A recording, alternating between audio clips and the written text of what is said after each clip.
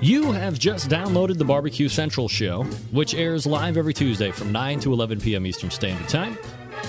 The Barbecue Central Show is brought to you by Sucklebusters. You can find them at sucklebusters.com. Also by The Barbecue Guru, creators of automatic pit temperature control technology. They can be found at thebbqguru.com or call them 800-288-GURU. And by the Chops Power Injector System, the 2015 Barbecue Tool of the Year at the NBBQA. Find them at barbecuekansascity.com. And by Butcher BBQ. From injections to rubs to sauces, always trust your butcher at butcherbbq.com. And by Big Papa Smokers, your one-stop online shop for everything and anything that has to do with barbecue. Their website is bigpapasmokers.com. And by Cook Shack Pellet and Electric Grills. Visit them at pelletcooker.com or cookshack.com or call them 800-423-0698. And by the Sam's Club National Barbecue Tour. 31 cities, $500,000 in cash to be won. Find out more at kcbs.us/Sam's Tour. And by Cookin' Pellets. You can buy Cookin' Pellets at cookinpellets.com. You can also visit amazon.com to purchase as well.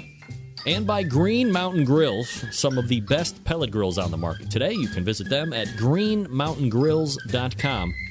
And by iGrill, the Bluetooth grilling thermometer that allows you to monitor temperatures from 150 feet away. Use promo code CENTRAL for 15% off your purchase at iDevicesinc.com. Hey, this is Helen Paradise from SoCal, and you are listening to the Barbecue Central Show. So to get that perfect barbecue, you use wood. Are you sure it's safe? Whatever. We put the lighter fluid on, strike the match, and... Oh! Should we call the fire department? That might be a good idea.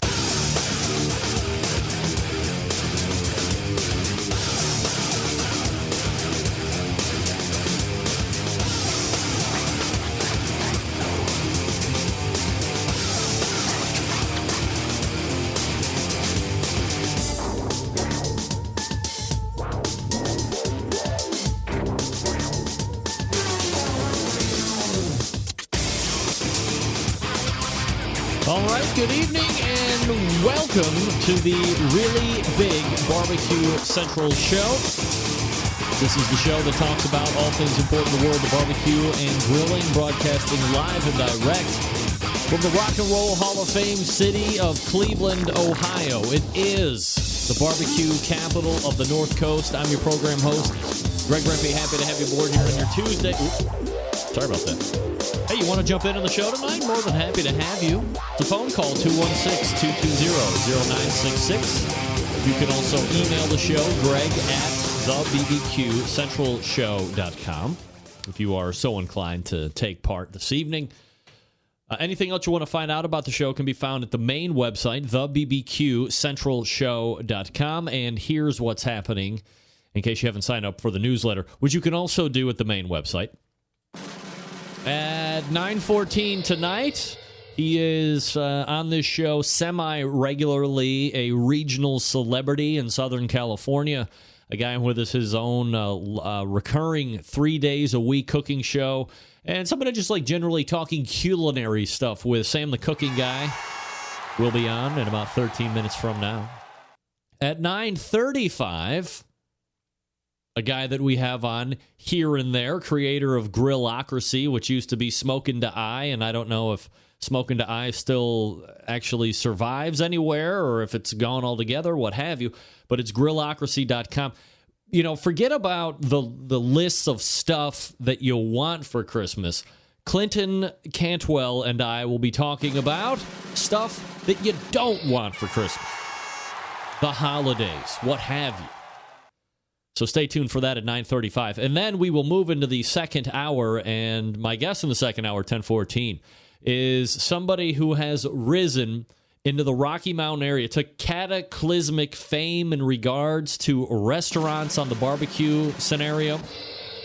He is a pitmaster of a competition cooking team called GQUE BBQ. Jason Ganahl will join us as well.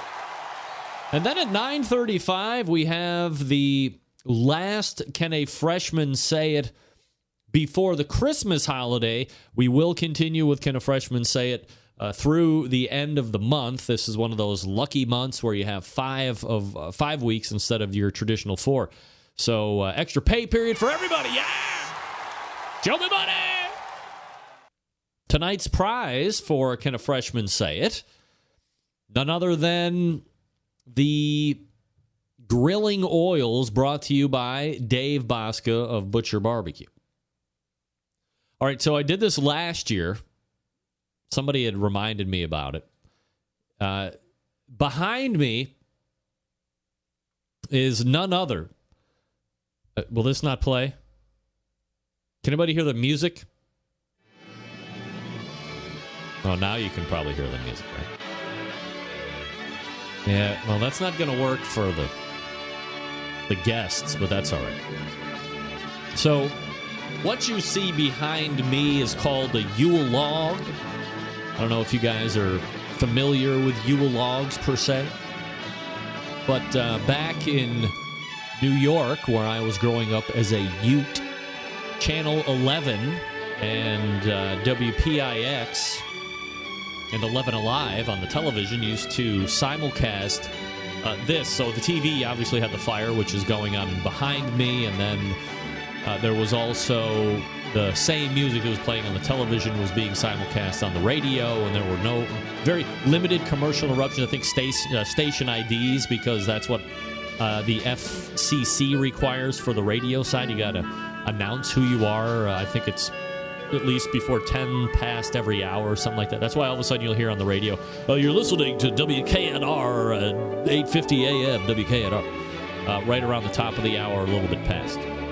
Right? So this is the exact Yule log and the exact music that I grew up with as a Ute or youth in upstate New York. And I thought I would bring it out again. Thanks to Haniel for reminding me. Shout out, Haniel. Merry Christmas to you, my friend. So, yeah, there you go. That's our lineup for this evening. Do your social media posts and so forth. Let everybody know that the show is on. We're in fabulous high holiday fashion. Get them on the Twitter, get them on the Facebooks and so forth. You can catch it on Roku. If you go to the App Store, you can download Outdoor Cooking Channel on the App Store and stream it from your television. Next week's show, if I can program note the show for next week already, and I don't usually like to get a whole week in advance this far, but I'm very excited. The teams that I announced last week in regards to those which I will be following for their entire competition season of 2016 will all appear next week on the show.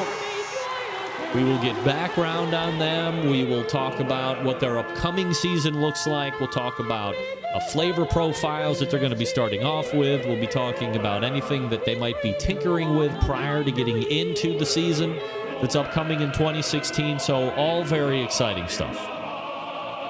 Let me tell you something. And I don't want to pull back the curtain too much, but when you're hosting a show and you're giving your opening talking points and all, and you have holiday music blasting in your ear, it's kind of annoying. Merry Christmas, everybody. So we have the 3 teams that I'll be following all next year on this show next week. So tune in, especially if you're not familiar with them. Get a little insight. We'll get a little groundwork laid for them so we can start building that personal investment into them, and we'll grow with them starting in January. A lot of the teams starting out right in January. Something I want to point out. If you go to my website, thebbqcentralshow.com, and I'm going to go ahead and screenshot the. Oh, wow. Boy, that music cuts right out now, doesn't it? Sure does. The answer, by the way, is sure does. Oh, right. So if you look up, and you probably can't see it, but right here in the top, there's a thing that says Amazon.com.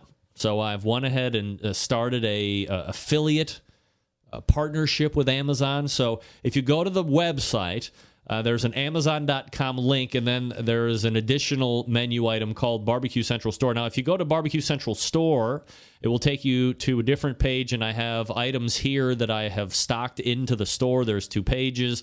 These are items that I have either owned or have huge brand recognition. Or if you don't want to do that and you just want to go to the main Amazon website, just click on the thing that says Amazon.com, and then that will redirect you right to Amazon, as you're seeing here on the video side of things. Why do I say that? Because with an affiliate membership, the show will get a percentage of anything you purchase. If you just go straight to Amazon.com and you don't go through the website or bookmark it, so that's the easiest thing to do, right? Go to the website, click on Amazon.com, and then bookmark that, because then I'm cookied in. And anytime you click on the bookmark and go through Amazon that way, it's a percentage of the sale. It doesn't affect your cost, of course, but you get a percentage of the sale, and all of that money will go back and be reinvested into the production of the show. So it's something that you can easily do. I'm always fielding, what can I do for the show? What can I do for the show? This is going to be the easiest thing. Everybody uses Amazon.com. They're going to be coming out with drone delivery services here sooner than later. We all know that. So if you can go to my website, take the time out, everybody do it now, and click on Amazon.com, and then bookmark that Amazon.com link that shows up. The show will always get credit for anything you buy. And if you want to go to the Barbecue Central store and buy something that I have out there, that will be updated over time. But the easiest thing to do is go to the Amazon.com link that's on there and shop through that link. And send all your friends there, too. And all the money that we make there gets reinvested in the show to keep making it bigger, better, all that good stuff. Pork Barrel Barbecue, the guys over at Pork Barrel, Merry Christmas, guys, Heath and Brent, have started a new item of interest that you may or may not be interested in. A Pork Barrel Barbecue top 10 stories of 2015. The first 2 are out. If we can get to them towards the second hour, we'll get to them. We'll talk. We'll have a little bit of banter about them. But look, there's a lot of stuff to get to yet. Okay, a lot of stuff to get to. So, without further ado, we will do the first read, and then we will get to Sam the Cooking Guy. Happy holidays from Cook Shack, folks. That's right. So thankful for all their customers, vendors, dealers, distributors, employees. They send a special wish to all of the listeners of the Barbecue Central show for a prosperous, happy, healthy, and tasty new year. Cook Shack manufactures electric smokers, pellet-fired cooker ovens, pellet-fired charbroilers, and pellet grills. They also sell accessories, sauces, rubs, woods, and pellets to use in the ovens and grills. With a variety of sizes and styles, Cook Shack can fit the needs of any customer or business. Cook Shack provides commercial and competition cooking classes, online recipes, a video cooking classroom as well. Check out the website, cookshack.com, and pelletcooker.com. You can also check out their blogs and their social media groups on Facebook, Twitter, Pinterest, Google+, Instagram, and LinkedIn. They also have a world-class barbecue forum as well. On the competition circuit, Cook Shack pellet-fired cookers are the choice of champs. Teams from coast to coast in Canada are using smokers and pellet grills to get the award-winning Circle Trips. The FEC 100 can handle all 4 meat categories with ease. The Fast Eddies by Cook Shack, PG 1000 and 500 are pellet grills that can smoke on the indirect side and grill on the direct side. Your purchase comes with Cook Shack's unconditional 30-day money-back guarantee. What does that mean? It means you can cook on it all you want, and if you don't like it after 30 days, you send it back. How about that? Any Cook Shack product has this 30-day money-back guarantee. If you're not 100% satisfied, return it for full refund, credit, or replacement. Cook Shack's dedicated to crafting smoker ovens for genuine pit barbecue and wood-smoked foods. They continue to develop and improve their products with an inspiration of smoking made simple. That's their deal. Smoking made simple. They would love to share their passion for barbecue with you. Give them a call, 800-423-0698. That's 800-423-0698. Again, the websites are cookshack.com and pelletcooker.com. Visit them, get it done. You're going to be very happy about all of it. And make sure that you tell them the Barbecue Central show sent you over there. All right, we're going to step back. We'll load in Sam Zion. Lots of good stuff. We're going to be covering him. You're listening and watching the holiday version of the Barbecue Central show right here on the Barbecue Central Radio Network. Stick around. We'll be right back.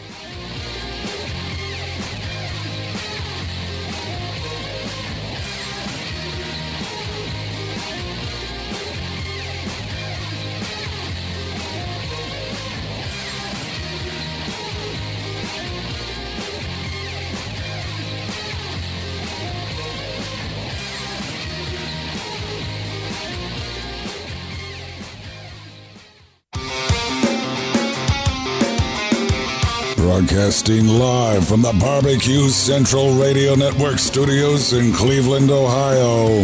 You're listening to the Barbecue Central Radio Show.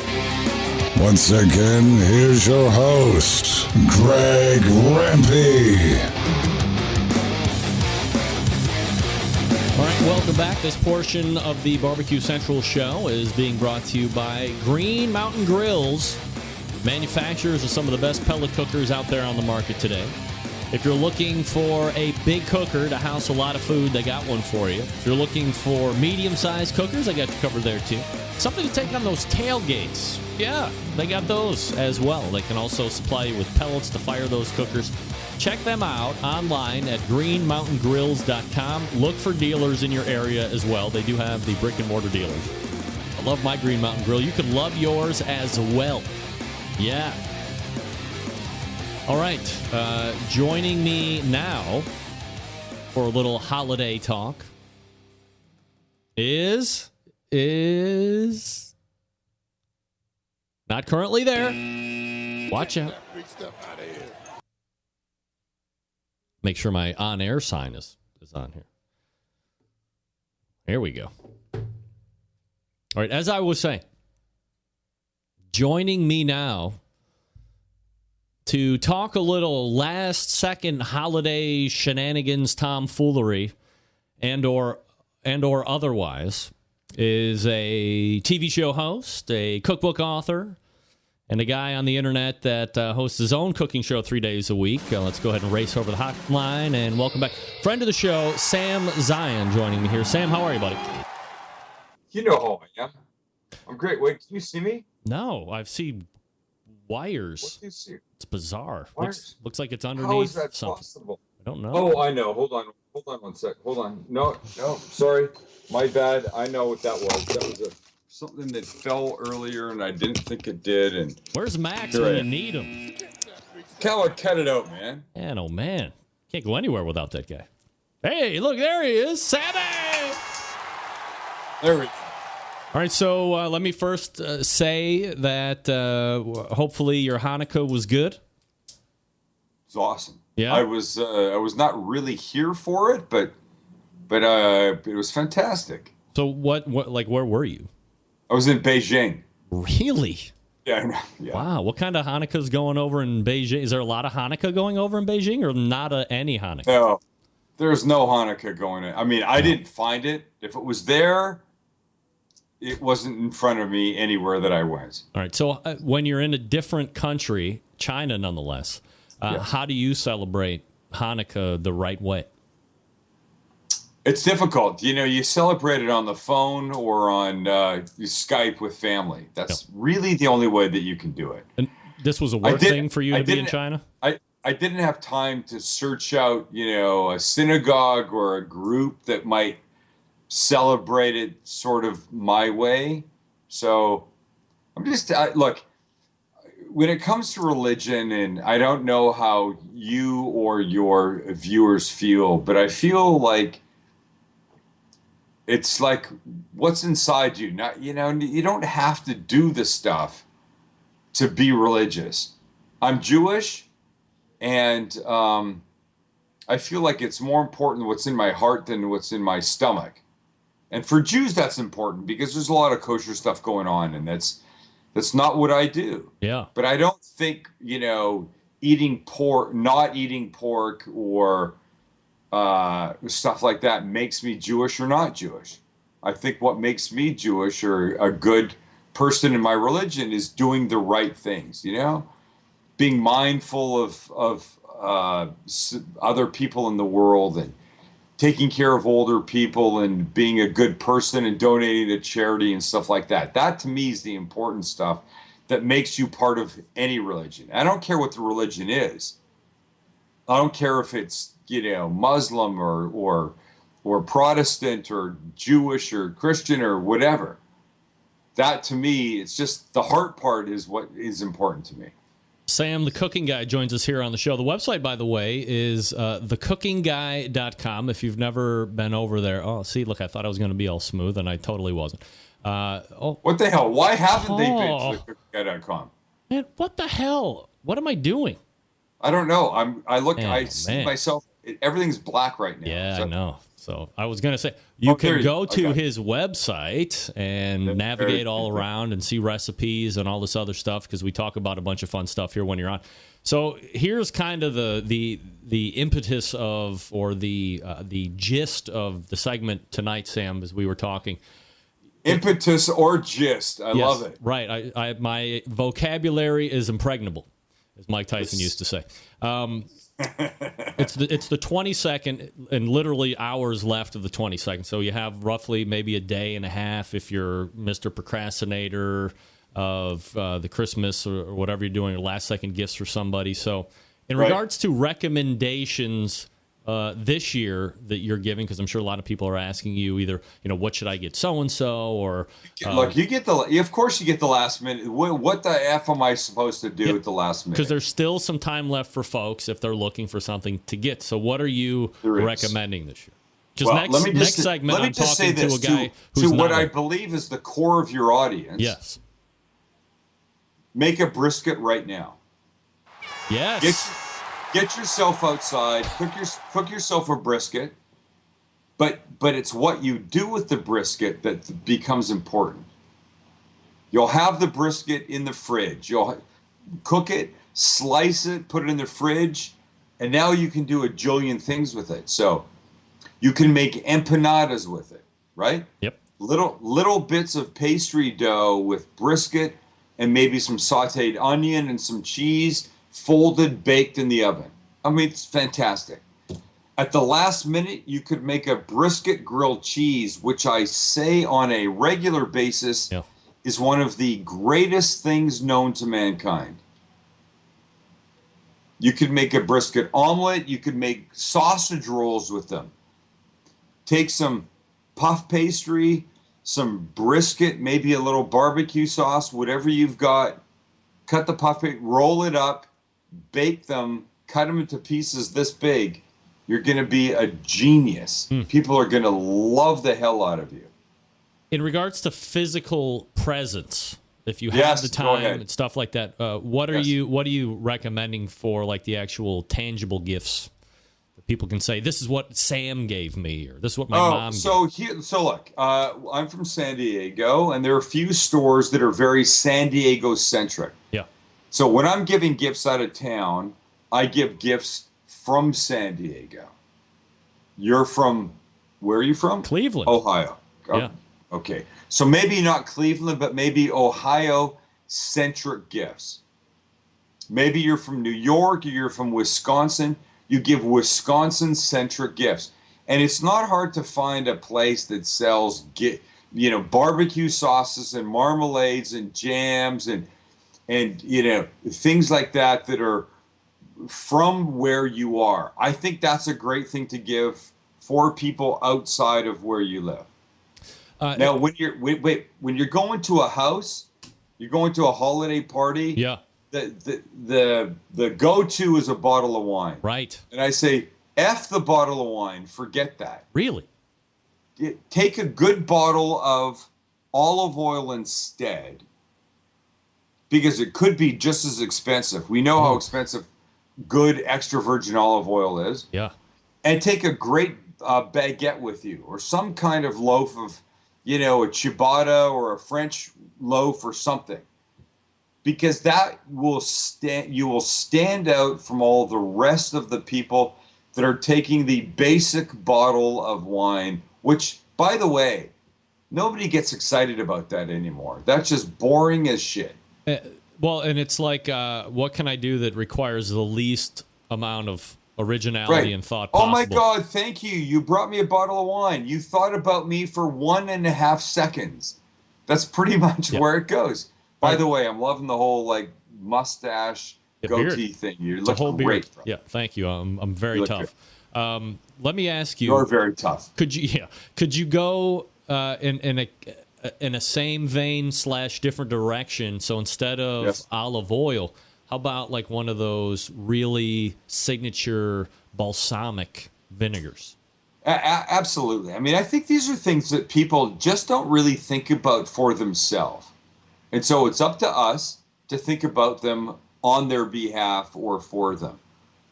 And you can do that. Look, you can take, cookies to somebody's house. And I don't know. I mean, I got cookies the other day, and a little part of me went, all right, so you bake these for like 17 other people, and I'm not really sure how I feel about these. I'll tell you what I have taken to somebody's house. I've taken deviled eggs before. You go to somebody's house for a holiday cocktail party, holiday dinner party, and they either ask you to bring something or they don't ask you to bring anything. I show up with deviled eggs. I've already talked about the brisket. I'm going to tell you right now, brisket deviled eggs are one of those things that you will make that you will leave the party and you will be like fricking Gandhi or Jesus or, come up with your person, but Seth Rogen, I don't know who the person is, but they're the one thing that will make you iconic.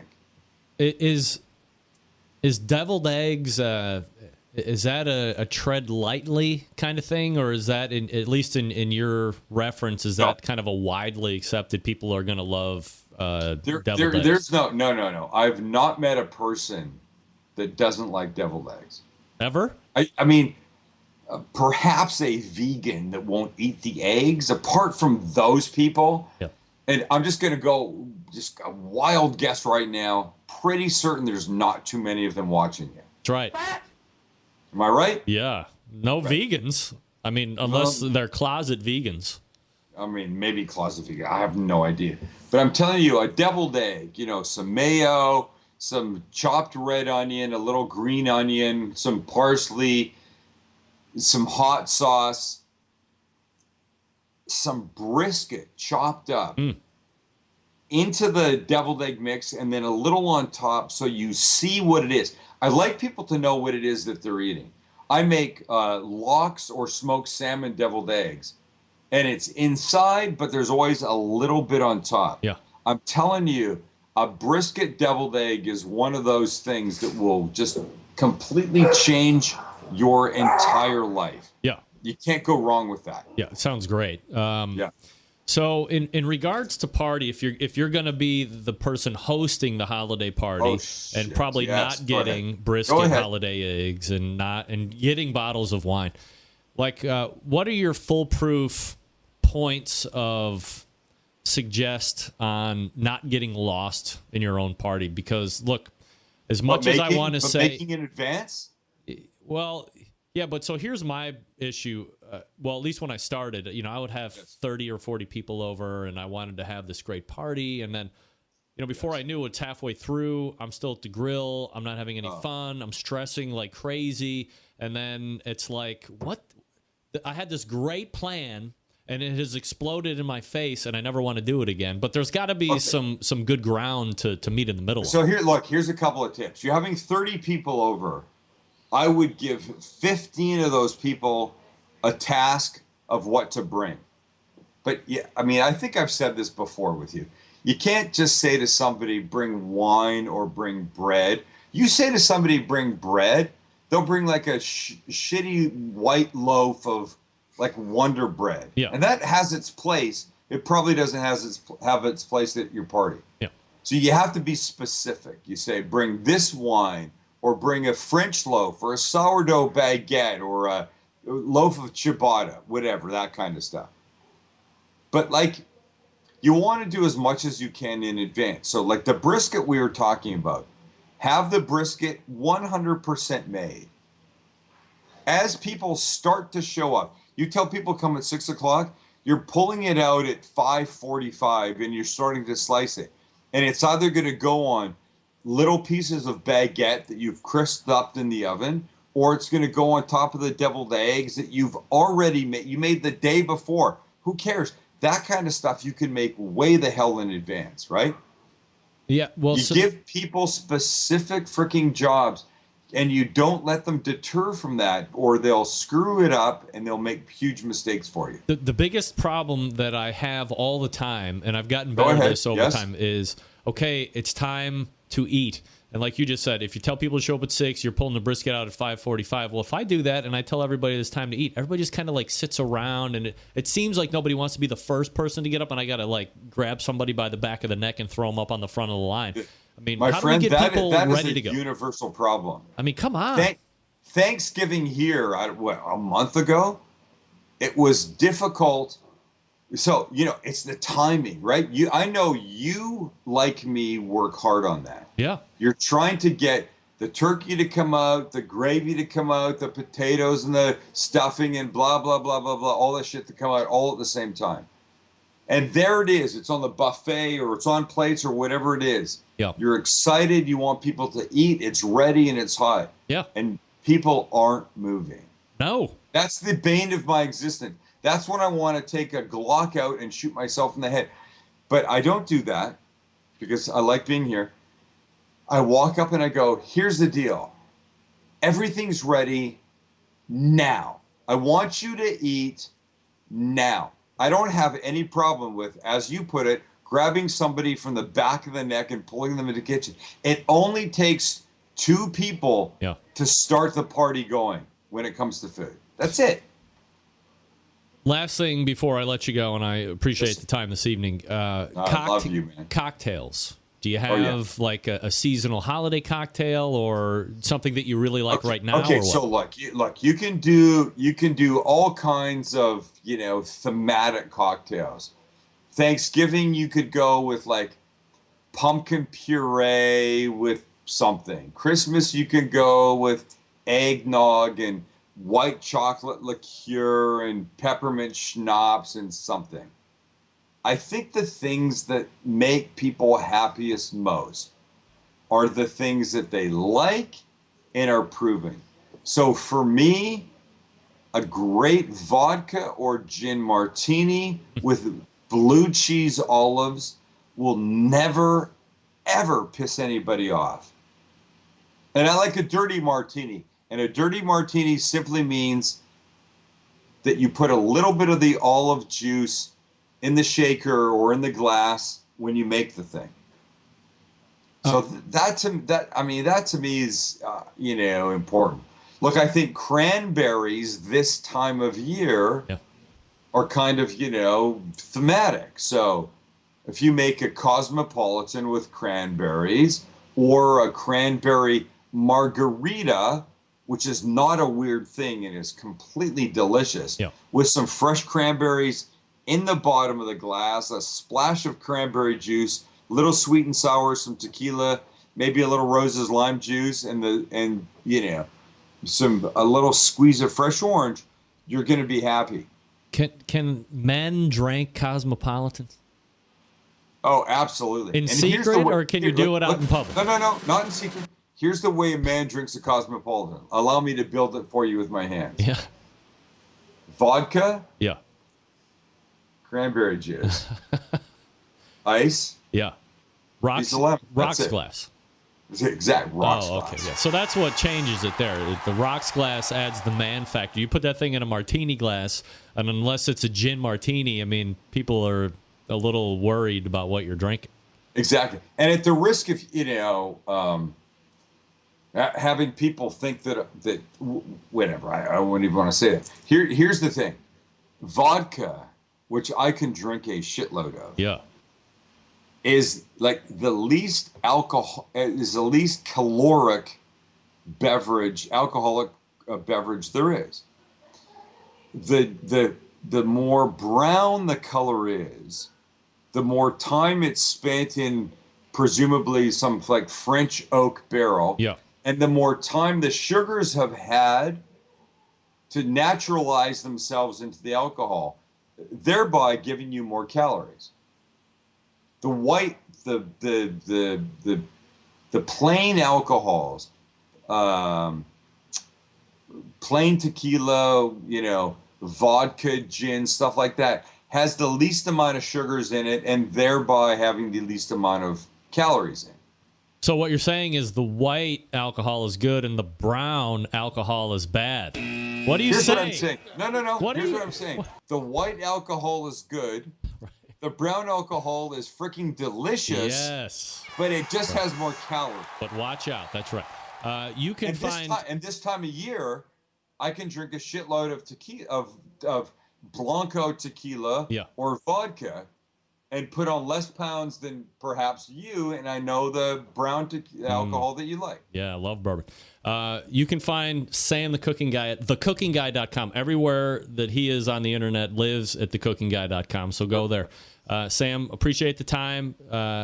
Merry Christmas to everybody over there. Say hi to everybody, and we'll talk again. All right, man. Wait, what's the temperature there right now? 60 degrees. Suck it. Shut. What? Yes, that's the same thing here. Yeah, we're gonna break a heat record tomorrow. It's supposed to be mid-60s. God. Yeah, I hope it never changes all winter. Guys. Yeah, thanks God. All right, enjoy it. Thanks, Sam. There he is, Sam the Cooking Guy. TheCookingGuy.com. Got to go get it. Check him out. Check out all the food. And I know you guys are like me, right? It's backyard. If you have not seen.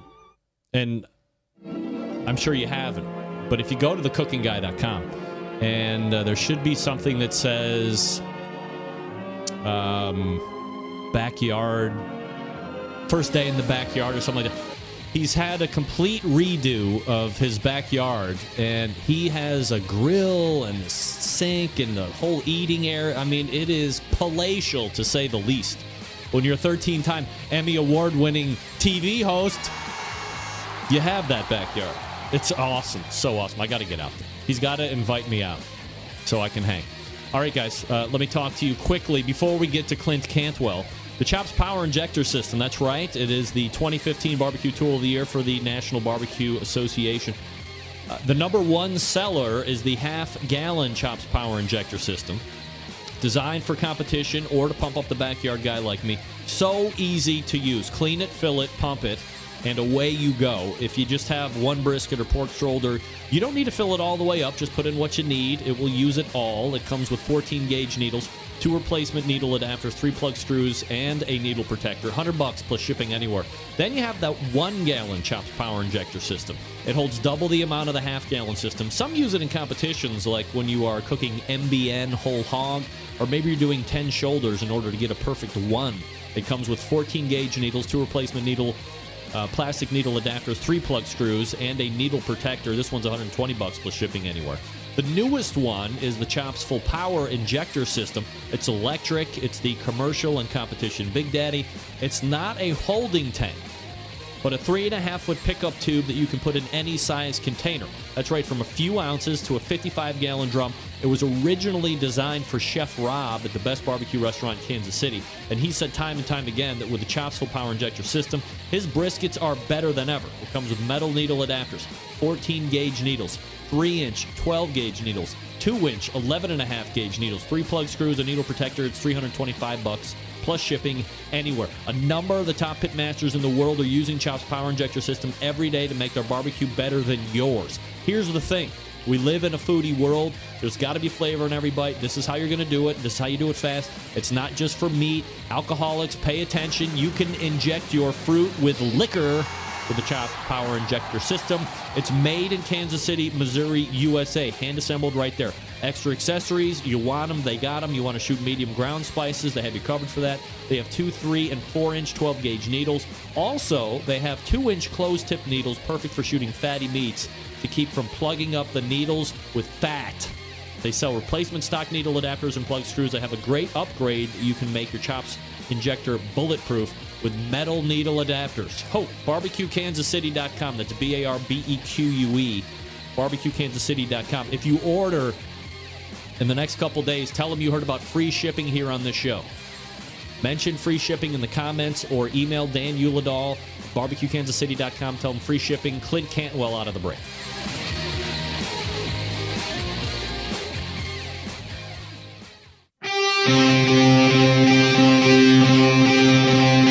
Get in the smoke. Call 877-448-0433 to get on the air. Now, here's your host, Greg Rempe. All right, welcome back. This portion of the show is being brought to you by iGrill, makers of the most advanced Bluetooth grilling thermometers anywhere. You can monitor what you're grilling up to 150 feet away using your iOS or Android device. This month only, receive 15% off your order if you use promo code CENTRAL, CENTRAL, iDevicesInc.com, the letter I, Devices, INC, iDevicesInc.com. That's the place you want to go, and don't forget to use promo code CENTRAL when you are checking out. Be sure to do that. Everybody wants to save money, right? Of course. All right. We talked a little bit last segment about items that you want to have, right? Right. However, inevitably during the course, especially like this time of year, you wind up with regret and other such bad feelings because somebody got you some crappy gifts, and we're going to try and make sure that you are not in the same boat as best we can. I know it's late, right? But we're going to try. So joining me to help you stay afloat on the good gift boat is Clint Cantwell from Grillocracy.com. Clint, how are you, buddy? I'm doing well. How you doing, Rempe? Doing very well, Clint. And you're in Florida, right? Oh, yes. Now, are you down there for Hanging business, out in or Florida. is the 60-degree New York weather, or I'm sorry, what's probably even hotter out in Tennessee? Are you just down there for like the Disney thing, or what? No, we're down here with my parents. They're winter birds in yes, Florida. So, and my parents are we're winter birds down too, here but then they're also on a summer Florida birds. Christmas. Nice. Are you Say on? what? I said my parents are also winter birds, but then they also transition into summer birds too. They're just like full time down there. Nothing. Oh, yeah. That's Are you the way to do it. You Atlantic or Gulf side? We're near Tampa St. Pete. All right, Gulf side. Yeah, I love it. Beautiful town out there. Yeah. Beautiful place. All right, Clint, so here's the deal. Sometimes every year you wind up with a crap gift, and you've done the barbecue and grilling world a service on Grillocracy.com by posting, and this was about 20 days ago, Holiday Don't Wish List, which was taking 10 things that you probably shouldn't get that griller or barbecuer or both on your holiday gift-getting list. So, first of all, how do you derive these 10 to make the list? Are these like the worst of all of them, or have you had all of these and realized, like, how do you do it? There's other stuff out there. Some of these are things that I've actually received as gifts from people that think just because I'm a barbecuer or a griller, I want the latest crap that's being shelled out there at the local Home Depot. But also I consulted with some other barbecue bloggers, Meathead, Chris Grove, Grill Girl, and other folks. I think you as well, just to see what kind of products we saw out there that folks shouldn't be wasting their money on. All right, so we'll go from 10 to 1. Number 10 is the Firewire kebab skewers. And look, in the effort of full disclosure, I got my dad these like 4 years ago. Oh, no. I'm like the worst son ever. But he said he liked them. And, I mean, so what don't you like about grill kebabs, the Firewire kebabs? Just the whole flexibility of it annoys me. I don't do a lot of kebabs personally, but if I'm going to do kebabs, I want some degree of control. I don't want all the stuff rolling around and cooking unevenly. I prefer taking 2 of those disposable bamboo skewers and skewering everything so it's nice and flat. The things don't spin on the skewer, and get all sides done uniformly. This is more like a jump rope with a bunch of meat and vegetables crammed on it. Now I'm going to attempt to, wow, that's weird.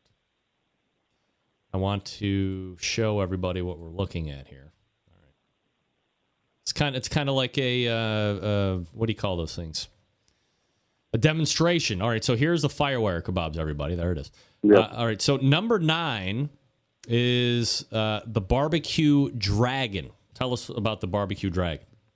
Yeah, and I actually received one of these in the mail, and it's funny, some of these products you actually see on the holiday gift lists on different blogs. I think that bloggers, when they get something for free, they feel like they should show it whether it's good or not. And this is basically a hairdryer with a clip on it to clip on the side of your grill and to help get the charcoal started. But, I've used Weber fire starter cubes, one fire starter cube in a chimney to start charcoal forever. And, I go through charcoal by the pallet full, so I don't need a hairdryer with a clip to be able to get it going when I can do it fine with a regular chimney. As I'm sure you know, because you're a big fan of the show, I had one of the creators on the show as well. Oh, my God. Well, best of luck. He was from my hometown, though, so I felt obligated to have him on and give my thumbs up. All right, number 8, thermometer tongs. I mean, right off the bat, it sounds like a bad idea. I hadn't seen these yet until I think it was Meathead pointed these out to me, and it's definitely one of the more ridiculous products out there. Testing the temperature of your meat while you're flipping the meat. And I guess you got to check the temperature every time you use the tongs, but tongs, the way they were created, are perfectly fine. You don't have to start doing add-ons and things like that. Just get yourself a good thermopen that's going to give you an accurate reading in a couple of seconds. Get a industrial set of tongs, like they use in a professional kitchen. Nothing fancy. And, keep the two separate. You don't need these multi-purpose devices. There's also tongs with lights built in and all sorts of crap. So don't waste your time. Yeah, a lot of gimmick stuff. Yeah. And, I guess gimmicks sell. Yeah, and not if the you know least. Somebody that barbecues and grills and see this stuff in the store and you think they're going to be excited to open it up when, I'd rather have something that I'm actually going to use. So that's the reason behind this list. So in keeping with the vein that is gimmick, number 7, camouflage grilling apron tool holder. Wow, look at this thing. Look, yeah, I mean, who doesn't want the apron 5 actually of these? holds the tool. I mean, you are the tool when you put this on. So you got a 5 magazine beer holder running across your chest like the Miss Universe sash. You have your mayo. Condiments. What's that? Seasonings. Condiments, seasonings. Yeah. Another beer cup holder. Your tongs. That grilling fork that I've never used. Yep. Everything. Yep. See how much crap you can slap on there and then go out in public wearing it. Aside from that guy who obviously wanted to remain anonymous because he didn't include his face in there, nobody's wearing this, right? I don't know. No, but nobody's wearing it. I think you could probably find a block party somewhere where the guy that calls himself the Grill Master is out there in his camouflage grilling apron and tool holder. Yeah, he's hoping that the camouflage works so well nobody can see him. Number 6. I think this is on par with the the apron that makes you look like you're a naked, muscular guy. Right. You've seen those ones? Oh yeah, I have 5. Kind of this. Yeah, it's kind of the same thing. But anyway, on to number 6. Cheap bullet-style offset smokers, and this is one of my pet peeves, is don't cheap out on the cooker because it's going to ruin your experience, and perhaps you've then decided to do away with the whole barbecue and grilling culture. Yeah, and I mean, I'm guilty of it going back decades now, of not springing for something great and spending $60 on this Brinkman El Cheapo bullet style smoker. But yeah, I mean, you'll get a couple of uses out of it. You're constantly feeding charcoal into it because the entire bottom of it's open, so you're just sucking fuel. And it's not worth it. Just if you can't afford it today, save up a little bit and get yourself a Weber Smoky Mountain for $100 and something versus these things that rust out quickly and just aren't efficient. Number 5, new to the market, the Myron Mixon 3-in-1 grilling tool. Wow. Yeah, where do we start? This is the reason that this list was created when I came across this thing. And God bless Myron, but he definitely jumped the shark on this thing. I have never seen anything like this.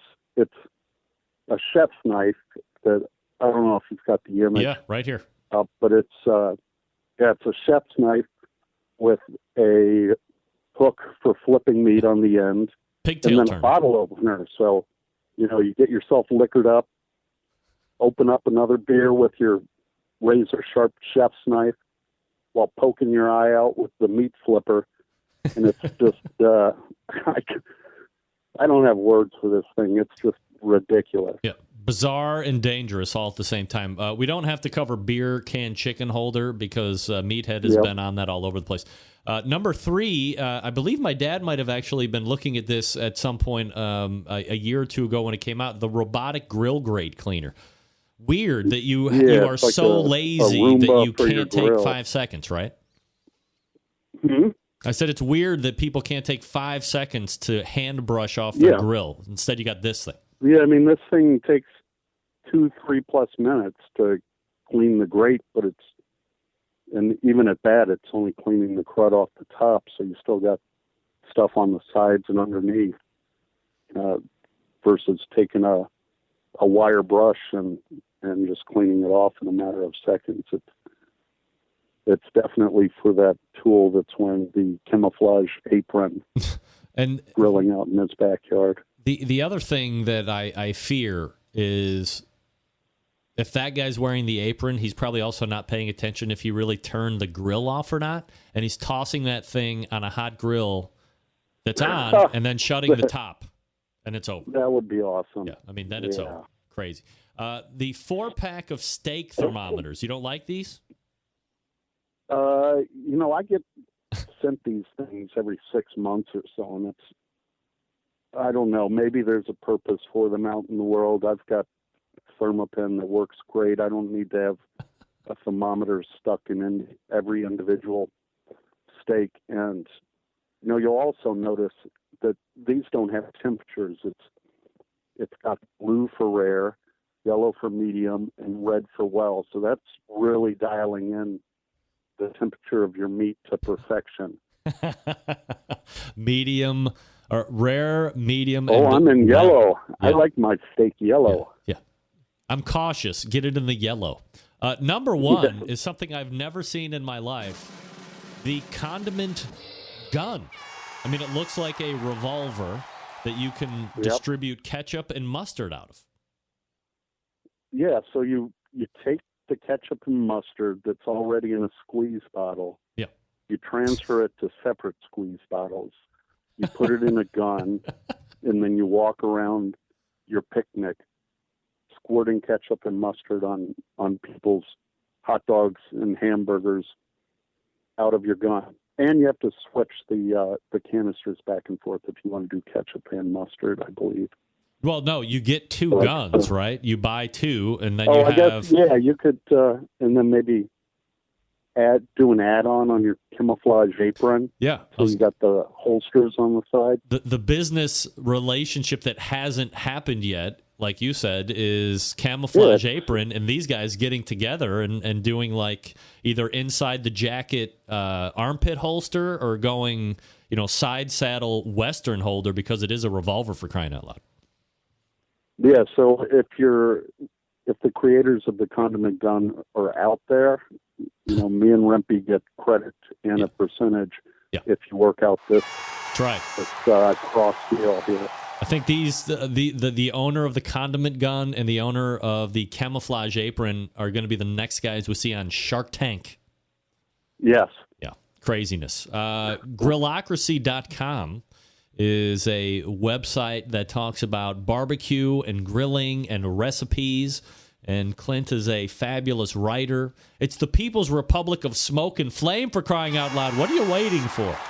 Get over there and check out his posts. I mean, let's go. Clint has got his finger on the pulse. Also, are you still in the PR situation? I am, and editor of Kingsford.com and oh my Lord, a bunch of other stuff, so I'm busy. All right. It's going to be a good year, Rempy. Big year of 2016. 2016 is the year of barbecue and grilling. If it's not already big enough. Yeah, biggest single prediction of next year, Clint. Yes. I went out there on a limb, but I'm going to do it. So. All right. And bacon's going to be big. Bacon is going to be big. Yeah. All right. Well, I don't know if that's possibly. I think everybody hates bacon, but I mean, stranger things have happened. Again, you can find Clint at Grillocracy.com. Clint, always appreciate the time, man. Thanks for coming on. All right. Happy holidays, my brother. You too, man. There he is, Clint Cantwell, doing it right, telling everybody if you're gonna do the grill gun, then if you're gonna do the grill gun, you might as well get the apron, right? I mean, let's not fake it. Get the grill gun, for crying out loud. All right. We're going to wrap the first hour after this.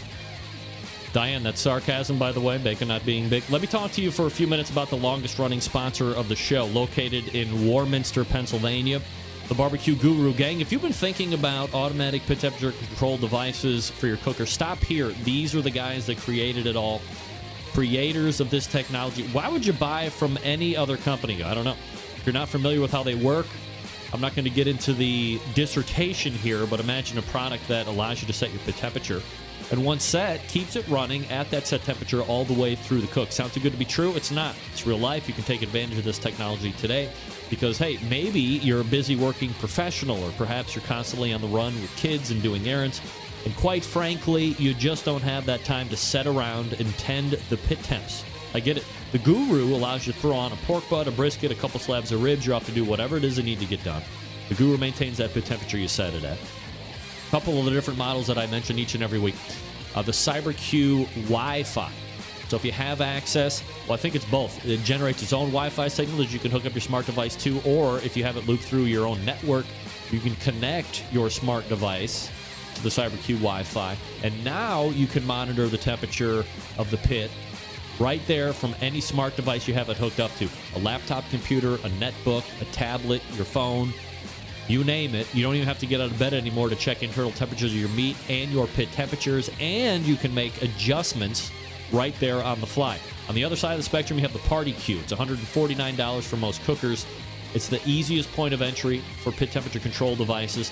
A self-contained package that runs on AA batteries. It can go from cooker to cooker to cooker. It's fabulous.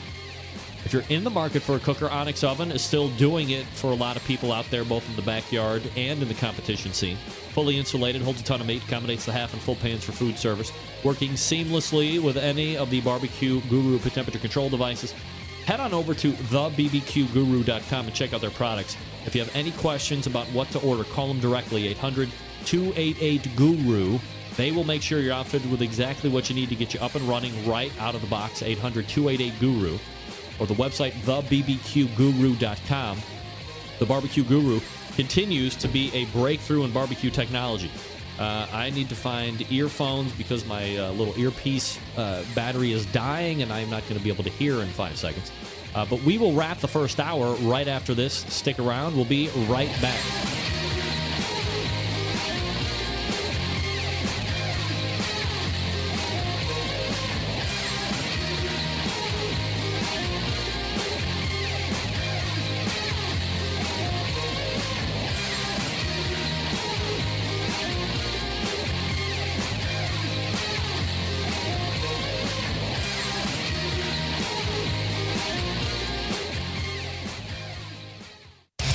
big name interviews, advice on cooking brisket and ribs, and the only host willing to share his honest opinion on all things important in the world of barbecue. It's the Barbecue Central Show. All right, welcome back. Greg at thebbqcentralshow.com is the email address. Phone number is 216-220-0966. Hey, nobody ever runs out of batteries in the most opportune times. It never happens. Never.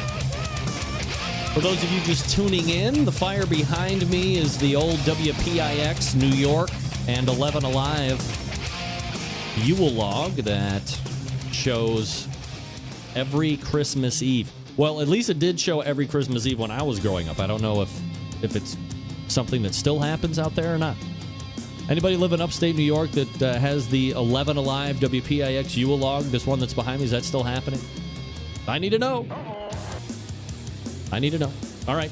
Thanks again to Clint Cantwell for joining me this past segment talking about gifts that suck. We've also made a business decision that the condiment gun and the camouflage apron dude should get together, go to Shark Tank, and pitch. It's a winner.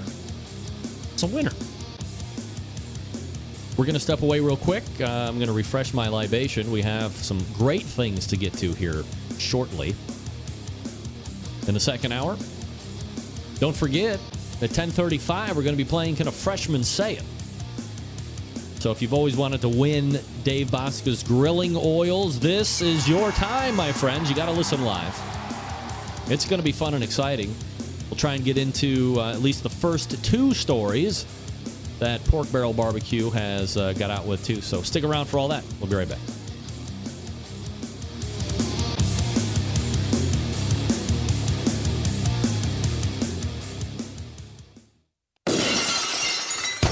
This is Gary Vaynerchuk, host of Wine Library TV, a.k.a. WLTV, and this is BBQ Central.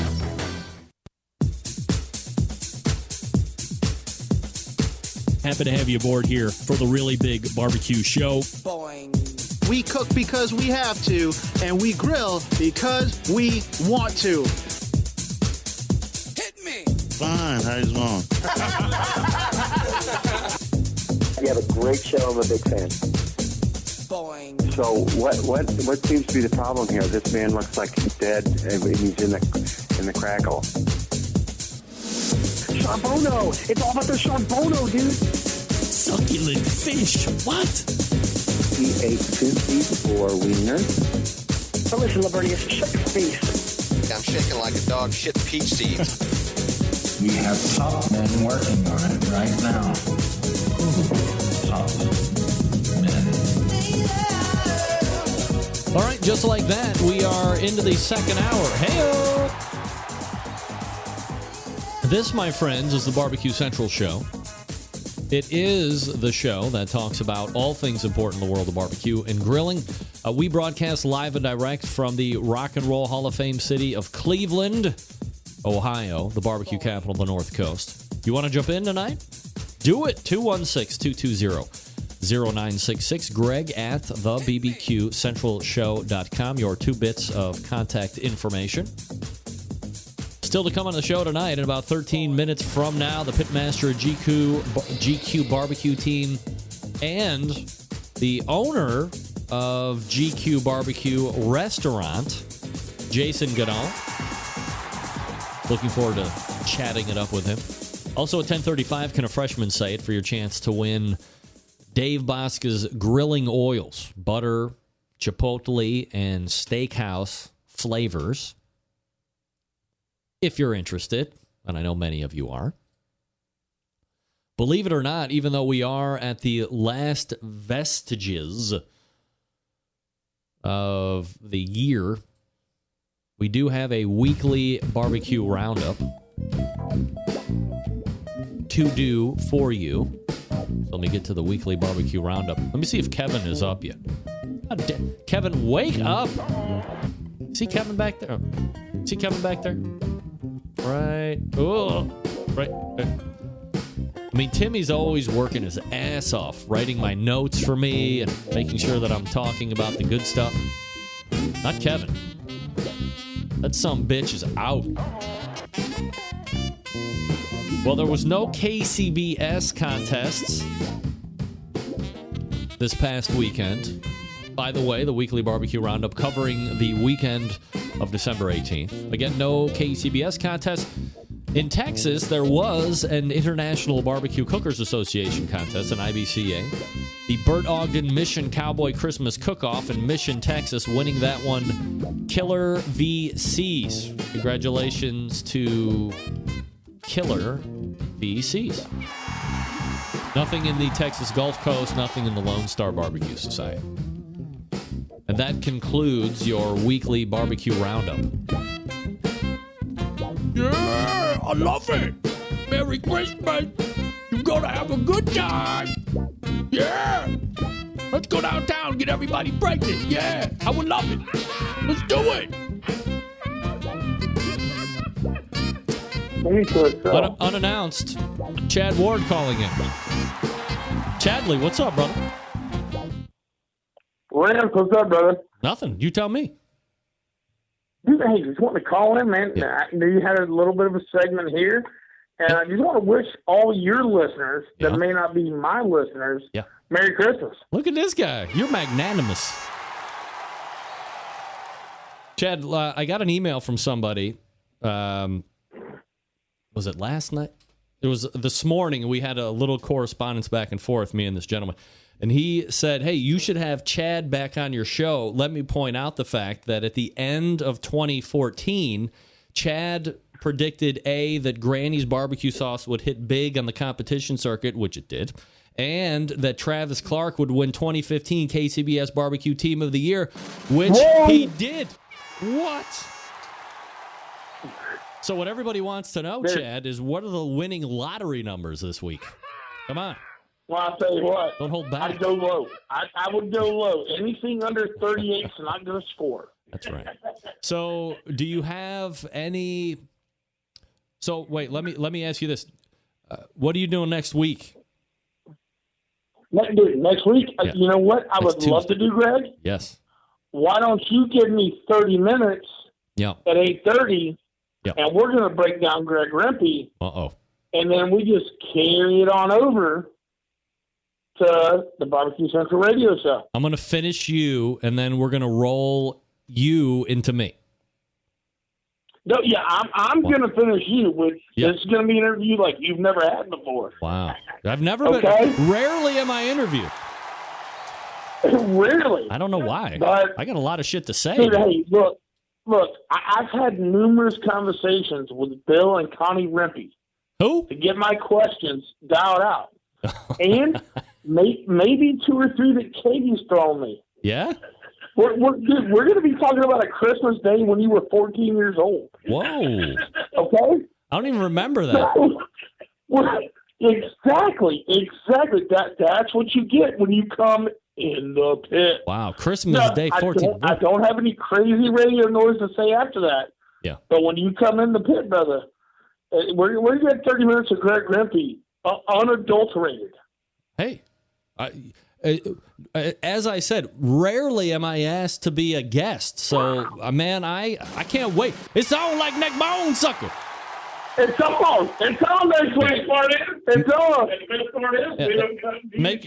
Make sure that guy who's always poorly mic'd is right there too, so I can never hear him. Mumble Mouse McGee. Oh man. Cold-blooded. All right. Cold-blooded. All right, so it's 8:30 me, and then we're going to roll. Well, what I'm thinking is I want a little more time with you. Yeah. How about we go 8:15? 8:15? You know me. What did I tell you when I told you I was starting my show? I'm going to be the Roy Firestone of barbecue. Yeah. All right, let's do 8:15. I want to get in depth. Hey, I'm going to bring a tear to your eye between 8:15 and 8:58. The tier because I'm bored out of my friggin' mind with JV? No. No, the tier, because I'm gonna ask about that one time you missed shaking Myron Mix's hand. No, Johnny Trigg's hand. We're never going to talk about that. Get it out of here. Get it out of here. No way. All right. 8:15 it is. All right, brother. All right. Hey, We'll coordinate. looking forward to it. Hey, dude. Yeah. You and your family, man. Merry Christmas. And we look forward to talking to you next Tuesday, brother. All right, Chad. Thanks for calling in, man. Happy Merry Christmas to everyone. And also my poorly minded assistant, Griffith. Yes. Mr. Griff said Merry Christmas. Merry Christmas to Griff and all your family as well, Chad. And we'll talk soon, my brother.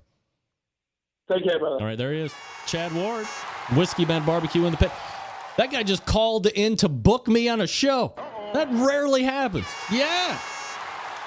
So it sounds like you have to tune in at 8:15 next week to Chad's show to get upwards of 45 minutes of me, and then we're going to roll right into my show.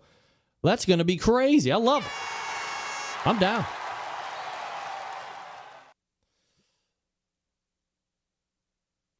Here's even better news, because I know you couldn't possibly believe that there is better news than me being on Chad's show next week for upwards of 45 minutes. That is exciting, by the way. What is going on here? Oh, boy. All I want to do... Yeah, no, Matt. I mean, yeah. Sorry, Matt Boer is correcting me. Sorry, Matt. Tune in at 7 on Outdoor Cooking Channel. Take in the whole show. But the show starts at 8:15. This is what I'm saying. Okay? See, this is what I'm saying. Well, something terrible has happened with this story, and I'm not going to be able to tell you about it. All I can tell you is this, that farting is good for you and people around you. But I can't get in depth with it because for some reason that isn't going to work for me tonight.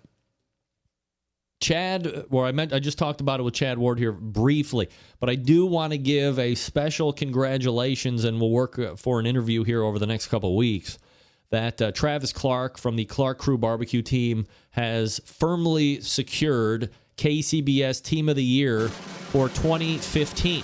So he will be now your reigning KCBS champ all of next year. Now, it has gone without fail that the team that wins KCBS Team of the Year, the year they win it, don't even sniff it next year. And if we're being honest, it's mostly because they can't believe they pulled it off in 2015, or they can't believe they pulled it off this year. And that, I don't mean they can't believe it, but with all of the work and so forth, that I don't know if competitive barbecue is set up for a team to want to win Team of the Year the way it's set up multiple years in a row. I don't think people want to do it. You can almost hear it in their typing. Man, that was a grind. I don't want to do that again. Folks, let me talk to you about Suckle Busters, award-winning barbecue rubs, barbecue sauces, chili kits, Texas gunpowder, preferred by competition barbecue cooks, Texas-based, 100% made in the USA. Products have won hundreds of industry awards, including 2 first places 2 years in a row at the American Royal Sauce Contest. Suckle Busters is now offering you the honey barbecue glaze and finishing sauce. It's the newest sauce. It's based on Suckle Busters' award-winning honey barbecue sauce. It's a thin barbecue glaze and finishing sauce made especially for competition ribs and chicken. It's super sweet, not spicy, it's super red. They use a special American paprika for a bright red color. Brush it on the last 5 to 10 minutes of cooking. It leaves a glossy red sheen on the meat and an extra layer of flavor. Take your competition ribs and chicken to a whole nother level. Available at local barbecue stores or online at sucklebusters.com. If you want to win what could end up being the last Sucklebusters, honey barbecue glaze, and finishing sauce. Email me right now. In the subject line, put Rempe on Ward.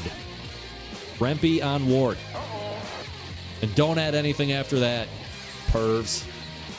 Rempe on Ward. You can win a free bottle of Sucklebusters honey barbecue glaze and finishing sauce. Bring in the ribs and chicken to a whole nother level.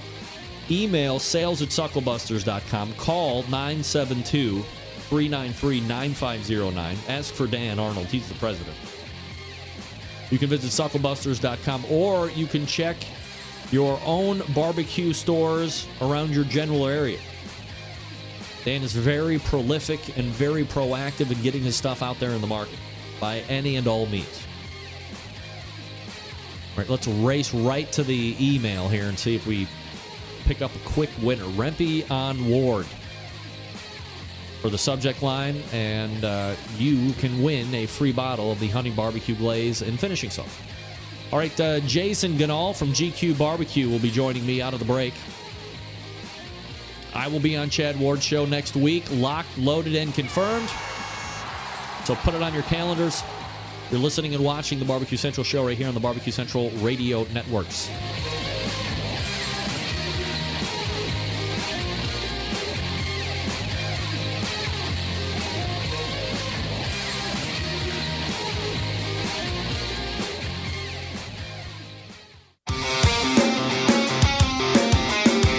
Broadcasting live from the Barbecue Central Radio Network studios in Cleveland, Ohio.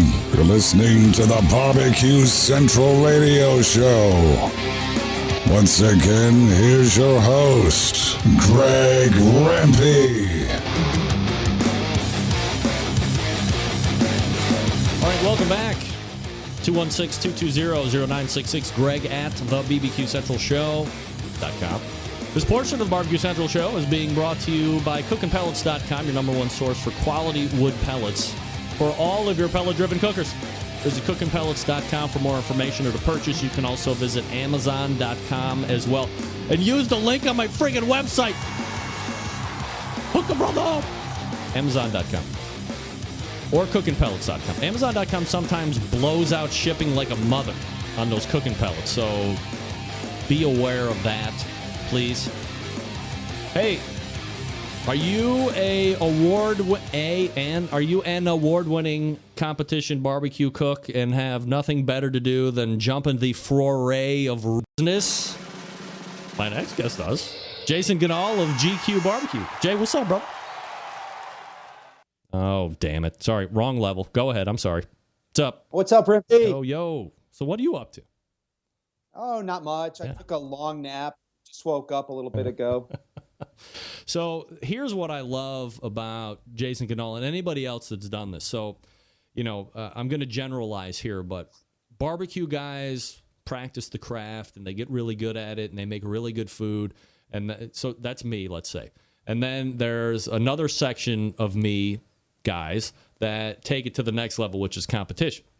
They get really good at it and they win and all that stuff. So that's you. And then there's like this whole other section of guy that was good in the backyard, good in the competition scene, and then they decided to take it to a restaurant level, which is like a whole different situation of food prep and like how you're going to be cooking stuff. And there's a whole different dynamic that we're going to be talking about here that it scares me for you, and you're the one with all the risk and all the stuff. So here's the first question to lead off.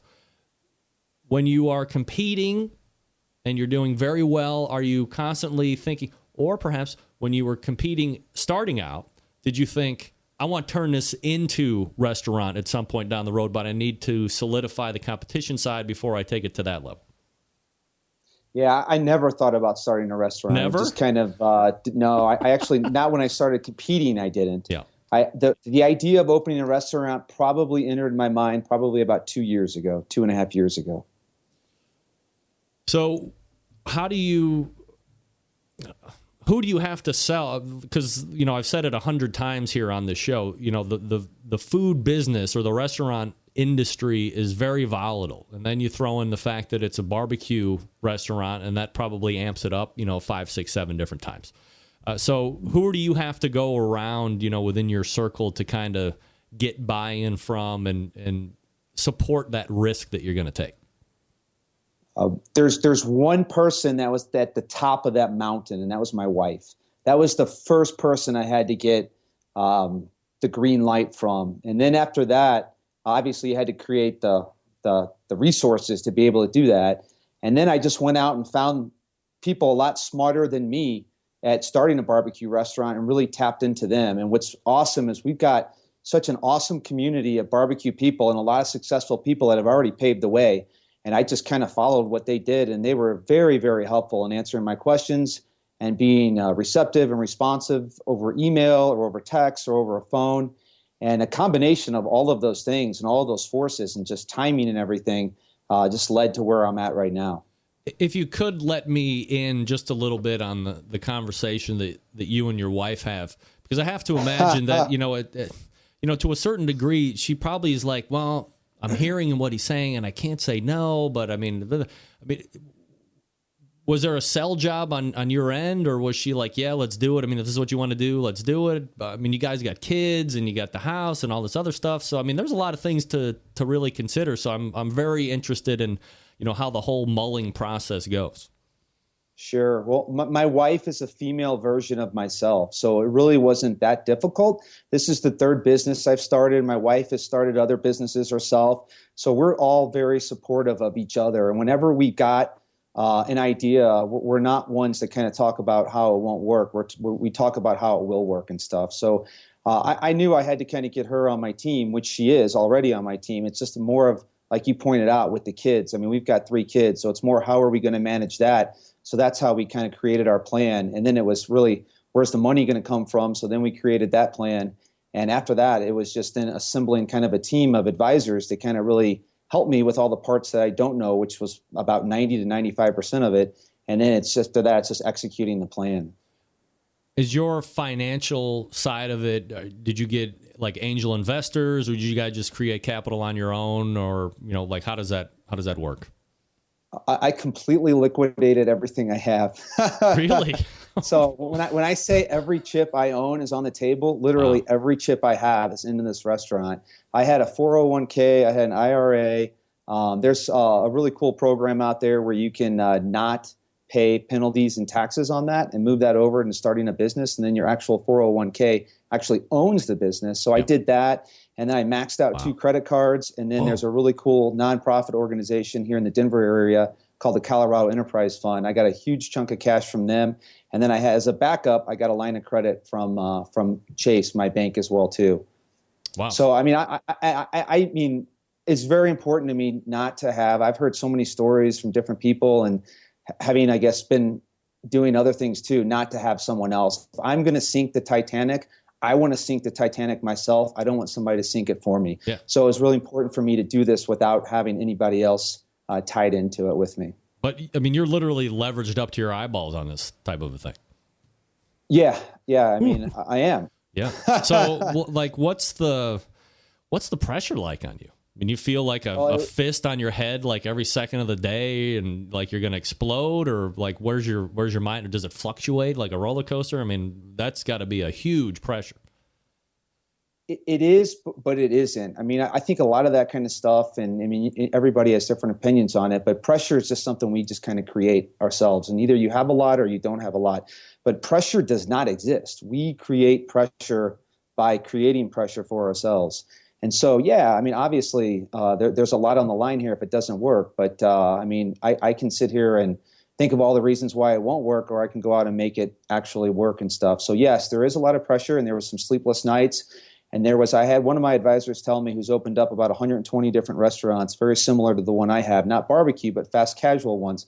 He opened up a ton of Paneras, and then he had a very successful Mediterranean brand that he opened up, about 35 locations, and recently sold off. And he said, when I first started this about a year and a half ago, he's like, you're going to get kicked in the nuts so many times during this entire process. And even after you're open, somebody can take a steel-toed boot, put it on their foot, and kick you in the nuts, and it won't even hurt. And that's the truth. I mean, there's been a lot of ups and downs and a lot of just discouraging moments and stuff. But as long as I think as you always focus on the goals and not let those things kind of take you down, then you can overcome those. When did you officially open?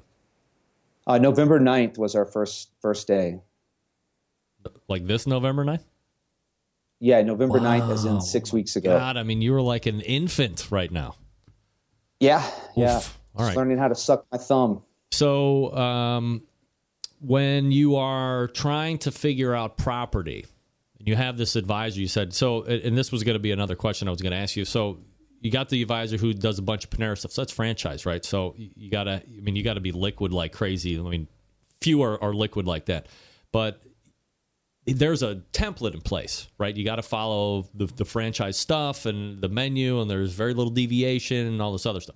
And then you have the other side, which is, okay, I'm going to go buy my own place, and it's going to be Jason Ganahl franchise. I'm going to own it, and I'm not going to follow the rules. I'm going to make all the rules, which is obviously the direction that you took. So did you weigh out any franchising of like a barbecue restaurant type of a thing, or was it always just going to be my way or the highway type of a thing? Yeah, it's my way or the highway. I mean, I'm not a number two. I'm a number one. I don't like. I don't mind following direction and stuff, but I much prefer leading a team and being out in front than following somebody. So what? Especially somebody telling me how to do something. I mean, I don't do well with structure and people telling me how to do things and stuff. When you locate the property, like what was important to you when or did you build? Oh, no. Yeah. It was, that was a painful, I guess, part of the process is I'd been told by several landlords that we're not taking any first-time restaurateurs. So I originally had my mindset on one particular part of an area, and it was just too expensive. I mean, I had a budget coming into all this, and I wasn't going to find any reason to justify exceeding any part of my budget at any part of it. So you got it all broken out into different parts, and that's my budget. I mean, you just got to find ways to keep it within your budget. And so the very first area I wanted to get into in real estate out here in Denver right now is hopping, and it's mostly because of the legal drug use. Yep. Because of the legal drug use, the legislators won't allow the pot dealers to put their money into banks. So what they're doing, they're sitting on all this cash and they're going out and buying property with cash. So rates are going up. It's extremely competitive. There's a really hot spot and you instantly got like 5 to 10 LOIs right away on it. So I settled for what I would consider kind of a B, maybe B- site, which is fine because it's barbecue and barbecue's a destination. And if it's good, people are going to drive to it, right? So the site that we're in, I had a lot of people who know the area better than I do tell me that there's been no place in that area that has done really well. And it's about a 20-year-old location. But again, throwing all that out, knowing what I know about barbecue places versus pizza places, which was what was in there before, is that people will go to barbecue places. And there's so many people out there right now that are doing a really good job as long as you have really good barbecue. And I wasn't so much worried about having a really great place as much as I was staying within my budget. That was the most important thing. Was there a lot of work that you had to do to the facility in order to get it into GQ shape? Yeah, we gutted the entire place. And so that was another thing, too, is construction, because of all of the vibrancy going on out here, is at an all-time high. Even like the advisors were like, whoa, I've never seen it this high. So we value engineered. I had an initial budget, and all of the bids were coming in almost 40 to 50% higher than what was in that. And we thought the budget would capture what it was going to cost, right? So we took so much out of what we were going to put in there. And the interior of the place is really just tile and stickers and paint. I mean, there's nothing fancy about the decor, but you can kind of glam it up with having nice paint and nice tile, not nice tiles. I mean, $3.99 a square foot tile and stuff, but you can make the place look good by just having kind of new stuff versus, I guess, old stuff and all that. But we didn't spend a whole lot or get crazy on build out at all. So once that's done, inevitably what's going to be bringing people to the restaurant is menu and the execution of the food, which you're very familiar with. So when you're building the menu, and I've seen it in 500 different barbecue restaurants, the menu is like expansive. And I'm like, what the F are you doing? I mean, it's barbecue. You should have like kind of the short list of stuff that you can do really well, and if it's really good, people are going to be either lining up like they do in Texas, or you're going to be, constantly, selling all this stuff. So you have kind of like fresh turnover, if you will, and not a bunch of stuff that's kind of sitting around. So did you really fine-tune the menu and say, okay, this is what we want to have to start out with, and if we want to expand, we can do that later on? Or did you start out with a little bit wider menu and then say, well, if it doesn't work out, we'll start to chop stuff off at designated periods of time? Yeah, start small and grow. And in fact, even on we did a vendor appreciation night where we did a practice night before we opened, and we invited all of the people that helped us get open, any of our vendors, any of our friends, any of the families of the employees. And it was an absolute disaster. And we didn't even have that many menu items out there, but none of us really knew what we were doing. We were bumping into one another. There was no flow. We eventually just kind of put stuff out. We didn't have people go to the register and ring stuff up. And we even scaled it back from there. And even kind of coming out that night, we've only got kind of your basic barbecue food, brisket, pork, ribs, chicken wings, turkey. That's it. And then maybe about 5 or 6 side items. And even with that few of items, it was such a cluster. And that's all we've got right now. We've got the 6 big meats, and then we've got about 5 sides. And Greg, I really think right now that's all you need. And I would love to kind of add stuff as we go, but I don't see any reason to right now until we really kind of hone in what we're. It's a minor miracle every single day. We just get those items out and ready to be served. And until we can become competent in doing that, and where it's just the way I want it, then I'm not going to add anything else. I kind of think of this first 3 or 4 months as a giant experiment, and we're improving every single week. And I'm so proud of all of my employees, and they all want to do well. And I love every single one of them so much. And I just can't believe how far they've come, and I'm really looking forward to seeing how far we can go in another 6 or 7 weeks. So what's your role in the restaurant right now? Are you there like every day, all the time, and you're like chief cook, and you're also watching over everything else? Or are you trying to reserve back and seeing what employees are going to kind of pick up and run with responsibility? Because that's got to be another thing of, the quote-unquote pressure is, how do you best use yourself efficiently and effectively while you're in the house? Yeah, a very well-known flaw of myself is that I need to let go at times. And I'm in there at 6 a.m, getting the pit going, and I'm leaving at 9 o'clock at night, and then I've got another hour of email when I get home. And I did that for about 2 weeks, and I've got a morning guy that now comes in at 6, and I go in at 9. I'm in there from about 9 to 9 every single day, and I have not had a day off. Even Thanksgiving, you had to go in there and load the pit. And Christmas Eve, we're closing right after lunch, and then I don't have to go in until Christmas Day to load the pit the next day. So that will be my first really full day off since we go, and that's a flaw of mine. Is I have a hard time of letting go. It's my name on the sign and my name on the wall, and so many people are coming in for the first time right now. I want them to have a really good experience, and I need to do a better job of trusting the people. But until I can really feel confident that everything is going to be done well, I want to have a presence in the place. How do you classify yourself as a boss or as someone to work for? Are you, for instance, there's a very famous lady that's doing very well in the restaurant and was very good in competition when she was doing it, Melissa Cookston in Memphis Barbecue Company, and she's like, oh, I'm Hitler, I'm the worst person, I'm mean, blah, blah, blah. That's like her thing. But, you can kind of, see that a little bit in her personality. But, when it's business, she's business, right? So where do you kind of fall out on the boss guy?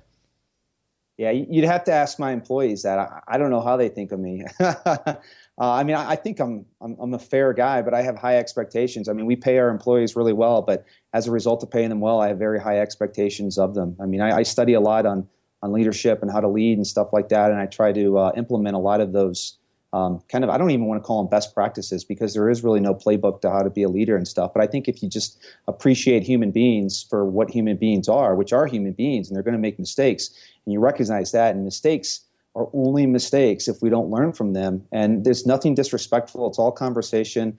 There's no derogatory. There's no beating each other up or anything like that. I just want to really have a fun environment where people really enjoy coming to work. And Jesus Christ, we're barbecuing every single day. If you can't have fun doing that, I don't know. I don't want to have a place where people are so scared and they're walking on eggshells and afraid to make mistakes. I like to think we all have a good time. And I think if you ask them that, they would say that they're having a good time.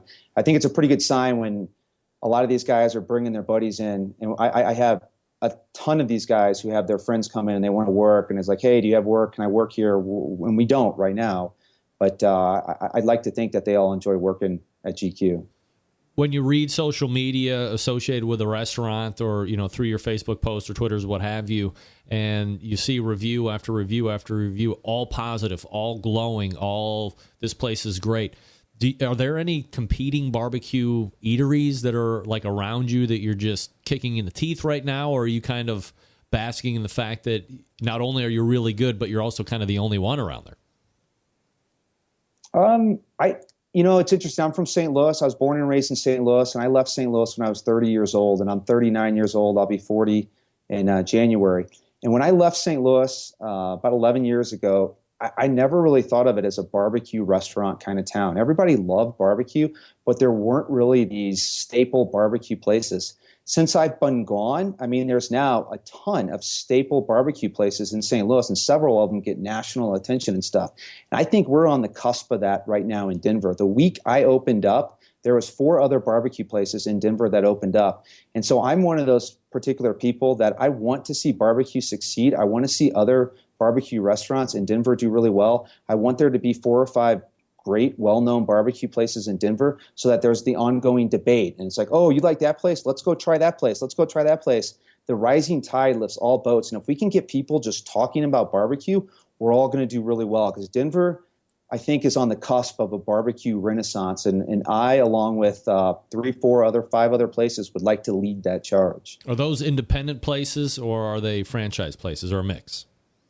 Mix. There's a mix. By franchise places, that's a broadly defined term. There's another place that opened up down in Denver named Carve. I think they've got very ambitious goals. They've got 2 sit-down restaurants called Southern Hospitality. I think they do a really great job. I'd love to see them kind of be a force down in the Denver metro area. I'm a little bit north in Denver. I'm in a suburb very, very close to the city, but yet I'm still in the Denver area. There's arguably the most popular place in the Denver metro area is actually in the town I live in, Superior, Colorado, which is about 10 minutes away from the restaurant. And so he does really well. Carve's going to do really well. I hope we do really well. I hope there's another 2 or 3 places that kind of come on and do really well. Some places that just opened up that have a lot of potential that I haven't been to yet. But I would love nothing more than for people to go back to the water cooler at work and talk about this barbecue lunch they had at what I would call a competitor, even though I don't think of them as a competitor, and then have somebody else say, oh my gosh, well, you've got to try this place. And then as a group, they all start going around all these different places and stuff. We just got to get people in Denver talking about barbecue, and we'll all do really well. 6 months from now, where do you hope you're at? Hanging out with my family more. That would be a good start. Yeah, right. But I love where we're at right now. I love where we're going. I never expected to be where we're at, even where we're at right now. And I know we've got so much more improvements to make. And I'm really looking forward to seeing what the future holds. And I'm not really trying to control what all that stuff is. Whatever happens, happens. And whatever does happen will be exactly what's supposed to happen. Jason Ganahl is the pitmaster of GQ Competition Barbecue Team, also at the restaurant GQ Barbecue. And you can find the website at the letter GQ, QUE, GQBBQ.com. And so, what's the suburb city that you're in? Because I got a lot of people in the chat room asking me exactly where you're at. Westminster, Colorado. Westminster, Colorado. Yeah. And what I'd like to do is, maybe hook up, every so often here and kind of track your progress. I know I'm doing some competition teams in 2016, but you're such a new restaurant and you're kind of doing it on your own. I would love to kind of keep track with you this year upcoming as well. Greg, I would love that. I love coming on your show, man. That'd be great. All right, Jason, have a Merry Christmas, and we'll talk soon, buddy. Merry Christmas to you and your family. Thanks, Greg. All right, you got it. There he is.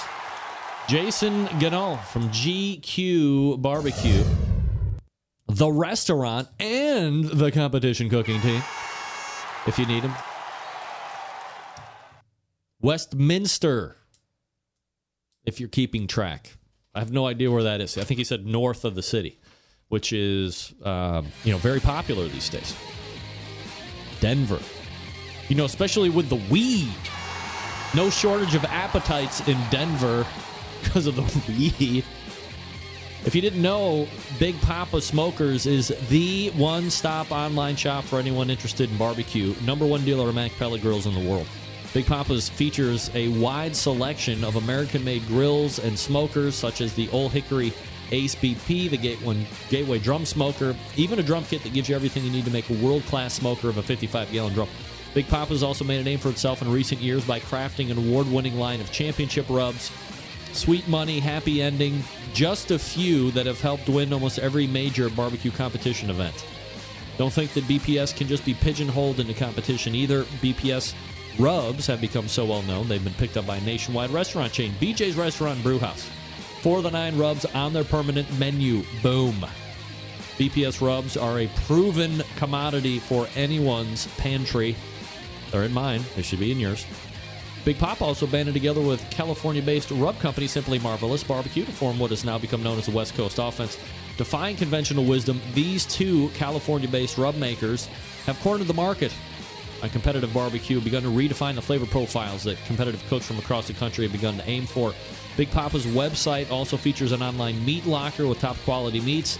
Snake River Farms, shipped right to your door, from the American Kobe beef, the Kurabuta pork, Double R Ranch meats. Big Papa's Meat Locker has something for everyone.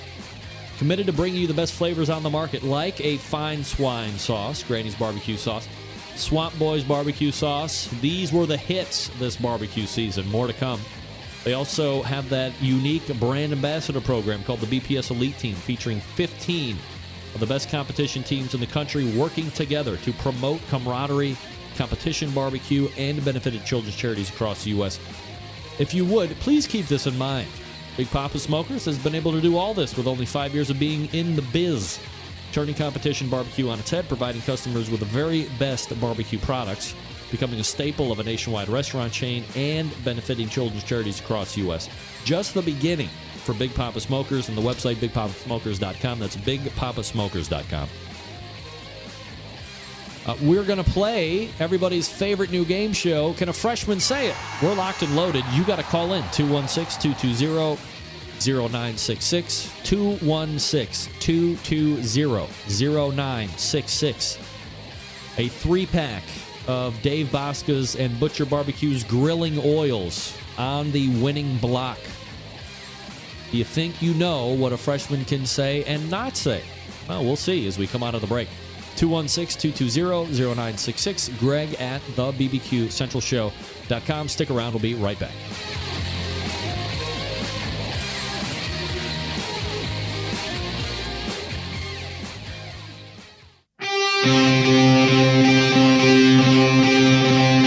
Get in the smoke. Call 877-448-0433 to get on the air. Now, here's your host, Greg Rempe.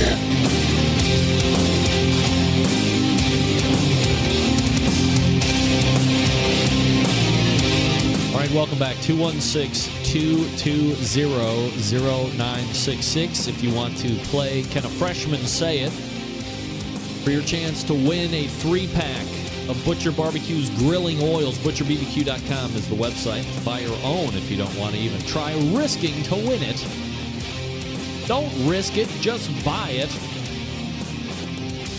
Big news, by the way, coming up in Dave's read here in just a few minutes. All right, let me get everything set.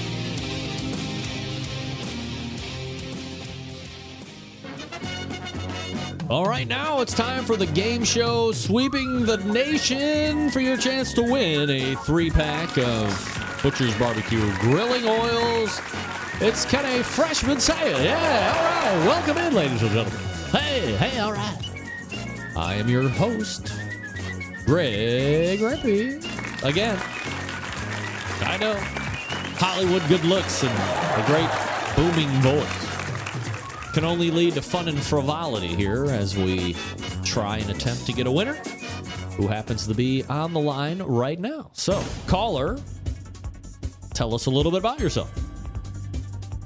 It's Matt, Jam Rockin' Barbecue down in Orlando, buddy. All right, Matt, how are you? Look at this guy. That's it. Matt, you know how the game is played, correct? Yes, sir. All right. And are you ready to play the game? Absolutely. All right. Remember, on the hook for you to win tonight a 3-pack of Butcher BBQ Grilling Oil. Let's go ahead and play the game. All right, Matt, remember, we're going to ask a freshman in high school words. She's going to read the word with her eyeballs, and then it's up to her brain to decipher how her mouth is going to say it. That's either going to be right or wrong. And the task at hand is you saying, well, yeah, she can say that, or no, she can't say that. So here we go. First question. You got to get 3 of 5 in order to win the Butcher's BBQ Grilling Oil. The first word, Matt, is affidavit. This is a legal document. Can a freshman correctly say affidavit? No. No. All right. Lock you in with a no? Yeah, no. All right. Locked in for no. Let's go to the freshman. Show me affidavit. Affidavit. Ooh. Sorry. Nevertheless, we press on. Now you know what kind of mind you're working with here. Mind. I got to say you're cheating here. Your kids are too smart. Yeah, right. Nobody's ever accused them of that, but thank you, Matt. All right, next question for Matt. Can a freshman say across, like we're going across the river or across the pasture? I would hope so, yes. Right. Matt says yes, so we'll lock you in on yes. Right. Let's go to the freshman. Show me across. Across. All right, look at this guy. Now we're back on the track here. You're 1 for 1. Maybe you are right. Those kids are smart. All right. Next question. Across. Oh, sorry. My bad. Can a freshman say the word athlete? Can she read and then properly say athlete? Yes, sir. Right? Matt says yes. We'll lock you in at yes. This would get you 2 correct answers if she says it right. If not, you're 1 for 2 or 1 for 3. Show me athlete. Athlete. All right. Look at you. 2 correct against 1 wrong. Let's play it. Matt, you are on a roll. 1 more. And boy, are you going to win grilling oil. Let's go. Matt, can a freshman say the word Kobe? Like the beef. Kobe beef. Which is not in America, by the way. Being your daughter, I would hope so. I'm going to say yes. All right, we'll lock you in on a yes. By the way, debatable if she's my daughter or not. Nevertheless, show me Kobe. Kobe. Oh, no. Kobe. Don't you have a restaurant up there? Oh, for the love of God. Yeah, that's right. Who knows with this kid? Well, Matt, you have decided to draw out the drama like I have never seen. This is the last question of the 5. So, it's no surprise to you that you have to get this one right in order to win the grilling oil. And so, it all comes down to this, Matt. Can the freshman say carabuta, as in pork, as in a succulent ham? Oh, yeah. Can the freshman say carabuta? No? Is that your final answer? Sure. All right, we'll lock you in on a no. Would love to hear how you've come up with that. Everybody in the chat room is agreeing, though. For the grilling oils, show me Carabuda. Carabuda. Oh, he's a winner, ladies and gentlemen. Oh, my. Well, if you couldn't stand the heat, get out of the kitchen. She could not say Carabuda properly. So who knows who that kid is, for crying out loud, Matt? I don't know. Nevertheless, you win the grilling oil, Matt. So send me your shipping information. And thank you for playing Can a Freshman Say It? Thank you, sir. There you go. There he is. It's Matt, everybody. And that is going to do it for this session of Can a Freshman Say It? Actually, what the hell? We got time. It's Christmas here in a couple days. Let's play it again.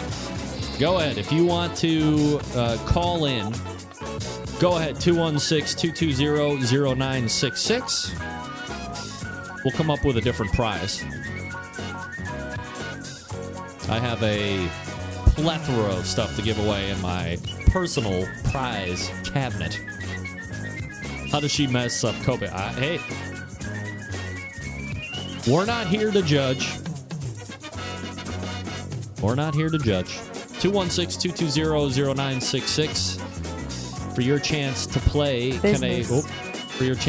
Can a Freshman Say It? The prize pack is extravagant. Congratulations to Doug. Or, I'm sorry, to Matt. 216-220-0966 if you want to play. I got some other things I can talk about. So there were these I'd mentioned in the top of the show, and if you want to play, go ahead and call in, but I'm not just going to sit here and let the music play. Waste time. The boys over at Pork Barrel Barbecue, and this is under their blog section, have come up with top 10 barbecue stories of 2015. Now, look, if you would remember, 2 weeks ago, I was bashing that joke of a website, thegrillingwithrich.com, the barbecue person of the year. It's like ridiculous. Cast out a few names and then tell everybody to go see who's the most popular by getting the most votes. It's complete horse patoot. The boys at Pork Barrel Barbecue are just listing out what they think and will be taking any and all criticism should they see fit. Or as they see fit. So, let me see. How did they run it here? All right. So, top 10 barbecue stories of 2015. Number 10 from the folks at Pork Barrel Barbecue. Barbecue continues to be a force on TV. And then they list out the top 5 TV shows in 2015 in this order. Number 5, Barbecue Pit Wars. Number 4, Chopped Grill Masters. Everybody knows that show. Number 3, what many consider to be the barbecue show, by the way, Barbecue Pit Masters. Number 2, one of my personal favorite barbecue shows, not because I know her, Barbecue Crawl.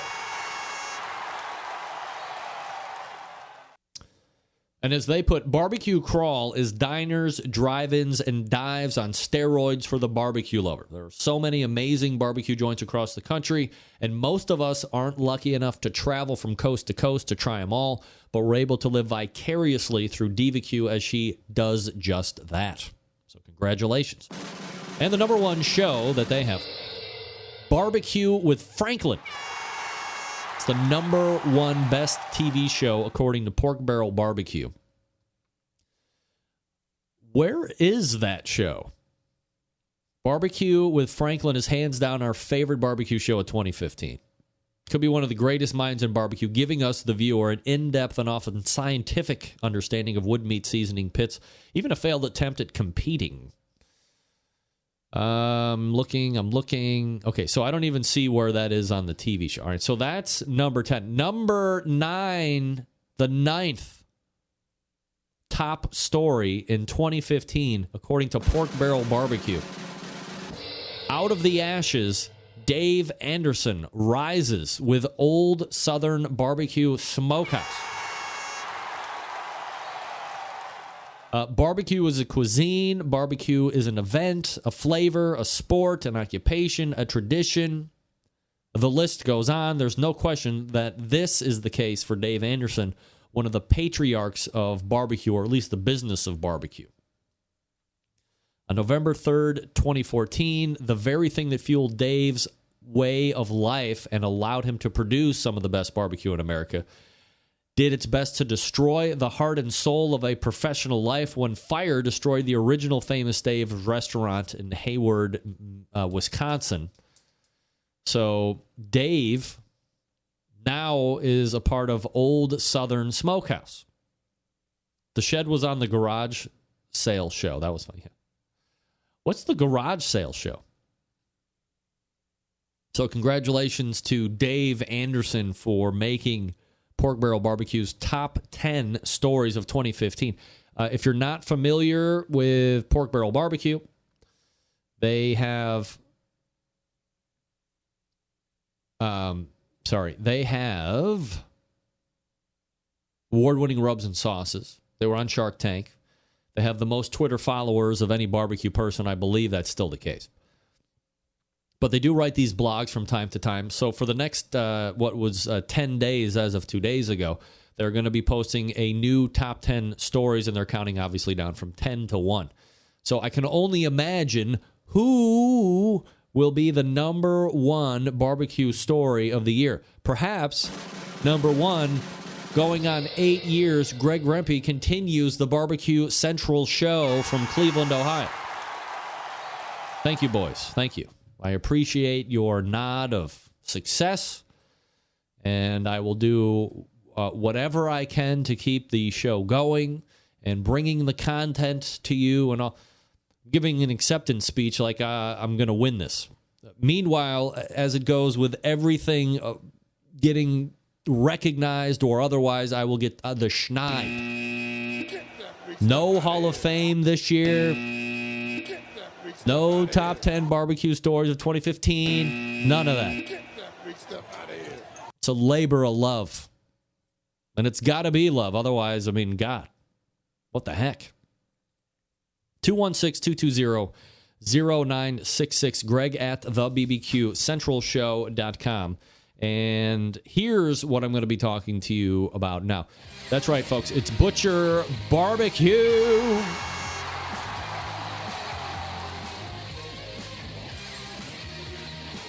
Now, hold on. Oh, where'd it go?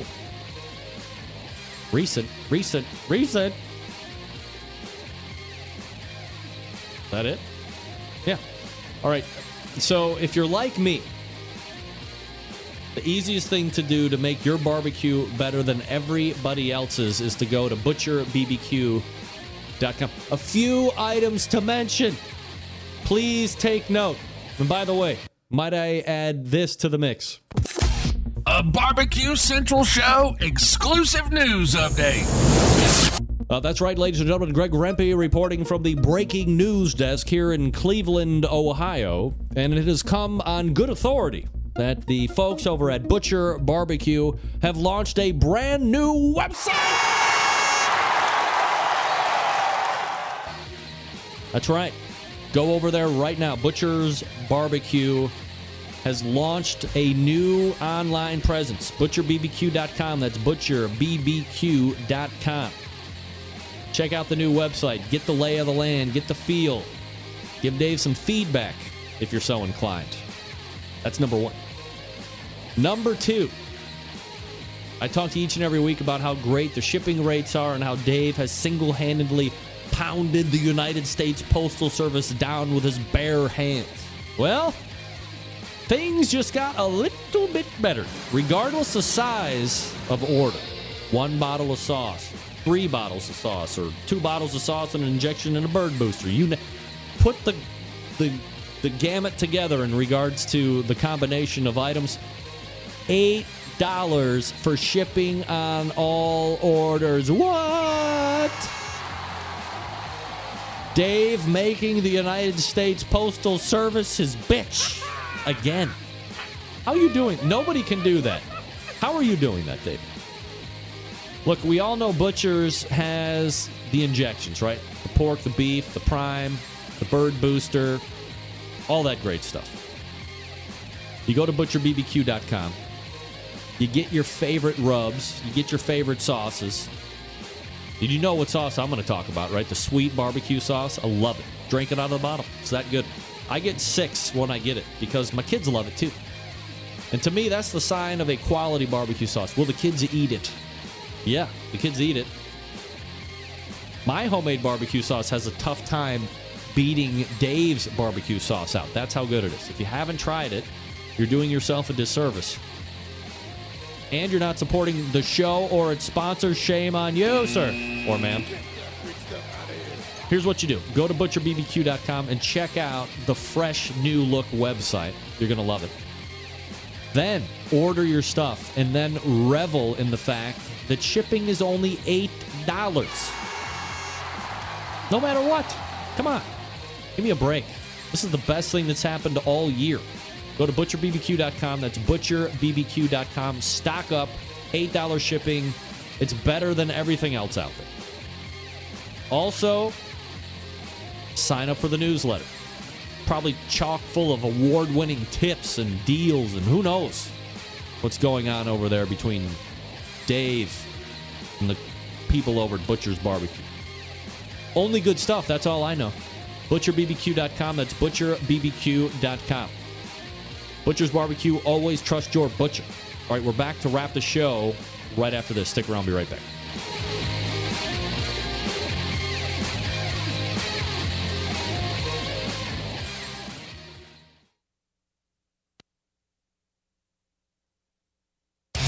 Big name interviews, advice on cooking brisket and ribs, and the only host willing to share his honest opinion on all things important in the world of barbecue. It's the Barbecue Central Show.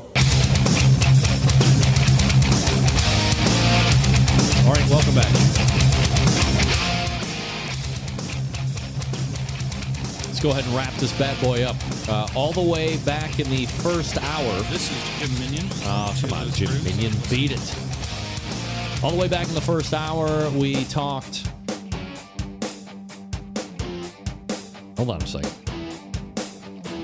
It's bizarre. We talked with Sam the Cooking Guy. TheCookingGuy.com is his website. Last minute gifts, some great recipe ideas, some cocktails that are seasonally themed. Then we talked with Clint Cantwell. Grillocracy.com is his website, and we told you about the 10 gifts you should not get. If I'm not mistaken, the top 3 were Myron Mixon's knife, the camouflage apron, and the condiment gun. Don't get those. Don't even give them. Don't do that. Second hour, we talked with Jason Ganahl from GQUE BBQ, both the competition team, but obviously we focused on the new restaurant that he's opened in Westminster, Colorado. Check it out if you're around that area. Stop in. Great review so far. GQBBQ.com. The letter GQQE. GQBBQ.com. Check out Jay. Wish him well. Support him. He's a good guy out there. And then Matt Boer came in and won a 3-pack of grilling oil from Dave Bosk. Wow.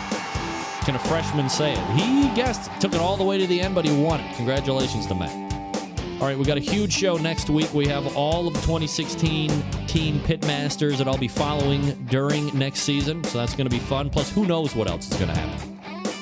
I want to wish everybody a Merry Christmas, if that's what you're going to be celebrating in a couple days. Hopefully you enjoyed my fire here tonight. September 11th, 2001. I will never forget. Until next Tuesday at 9 p.m. Eastern Standard Time, this is your program host and proud U.S. American, Greg Rempe, saying Merry Christmas.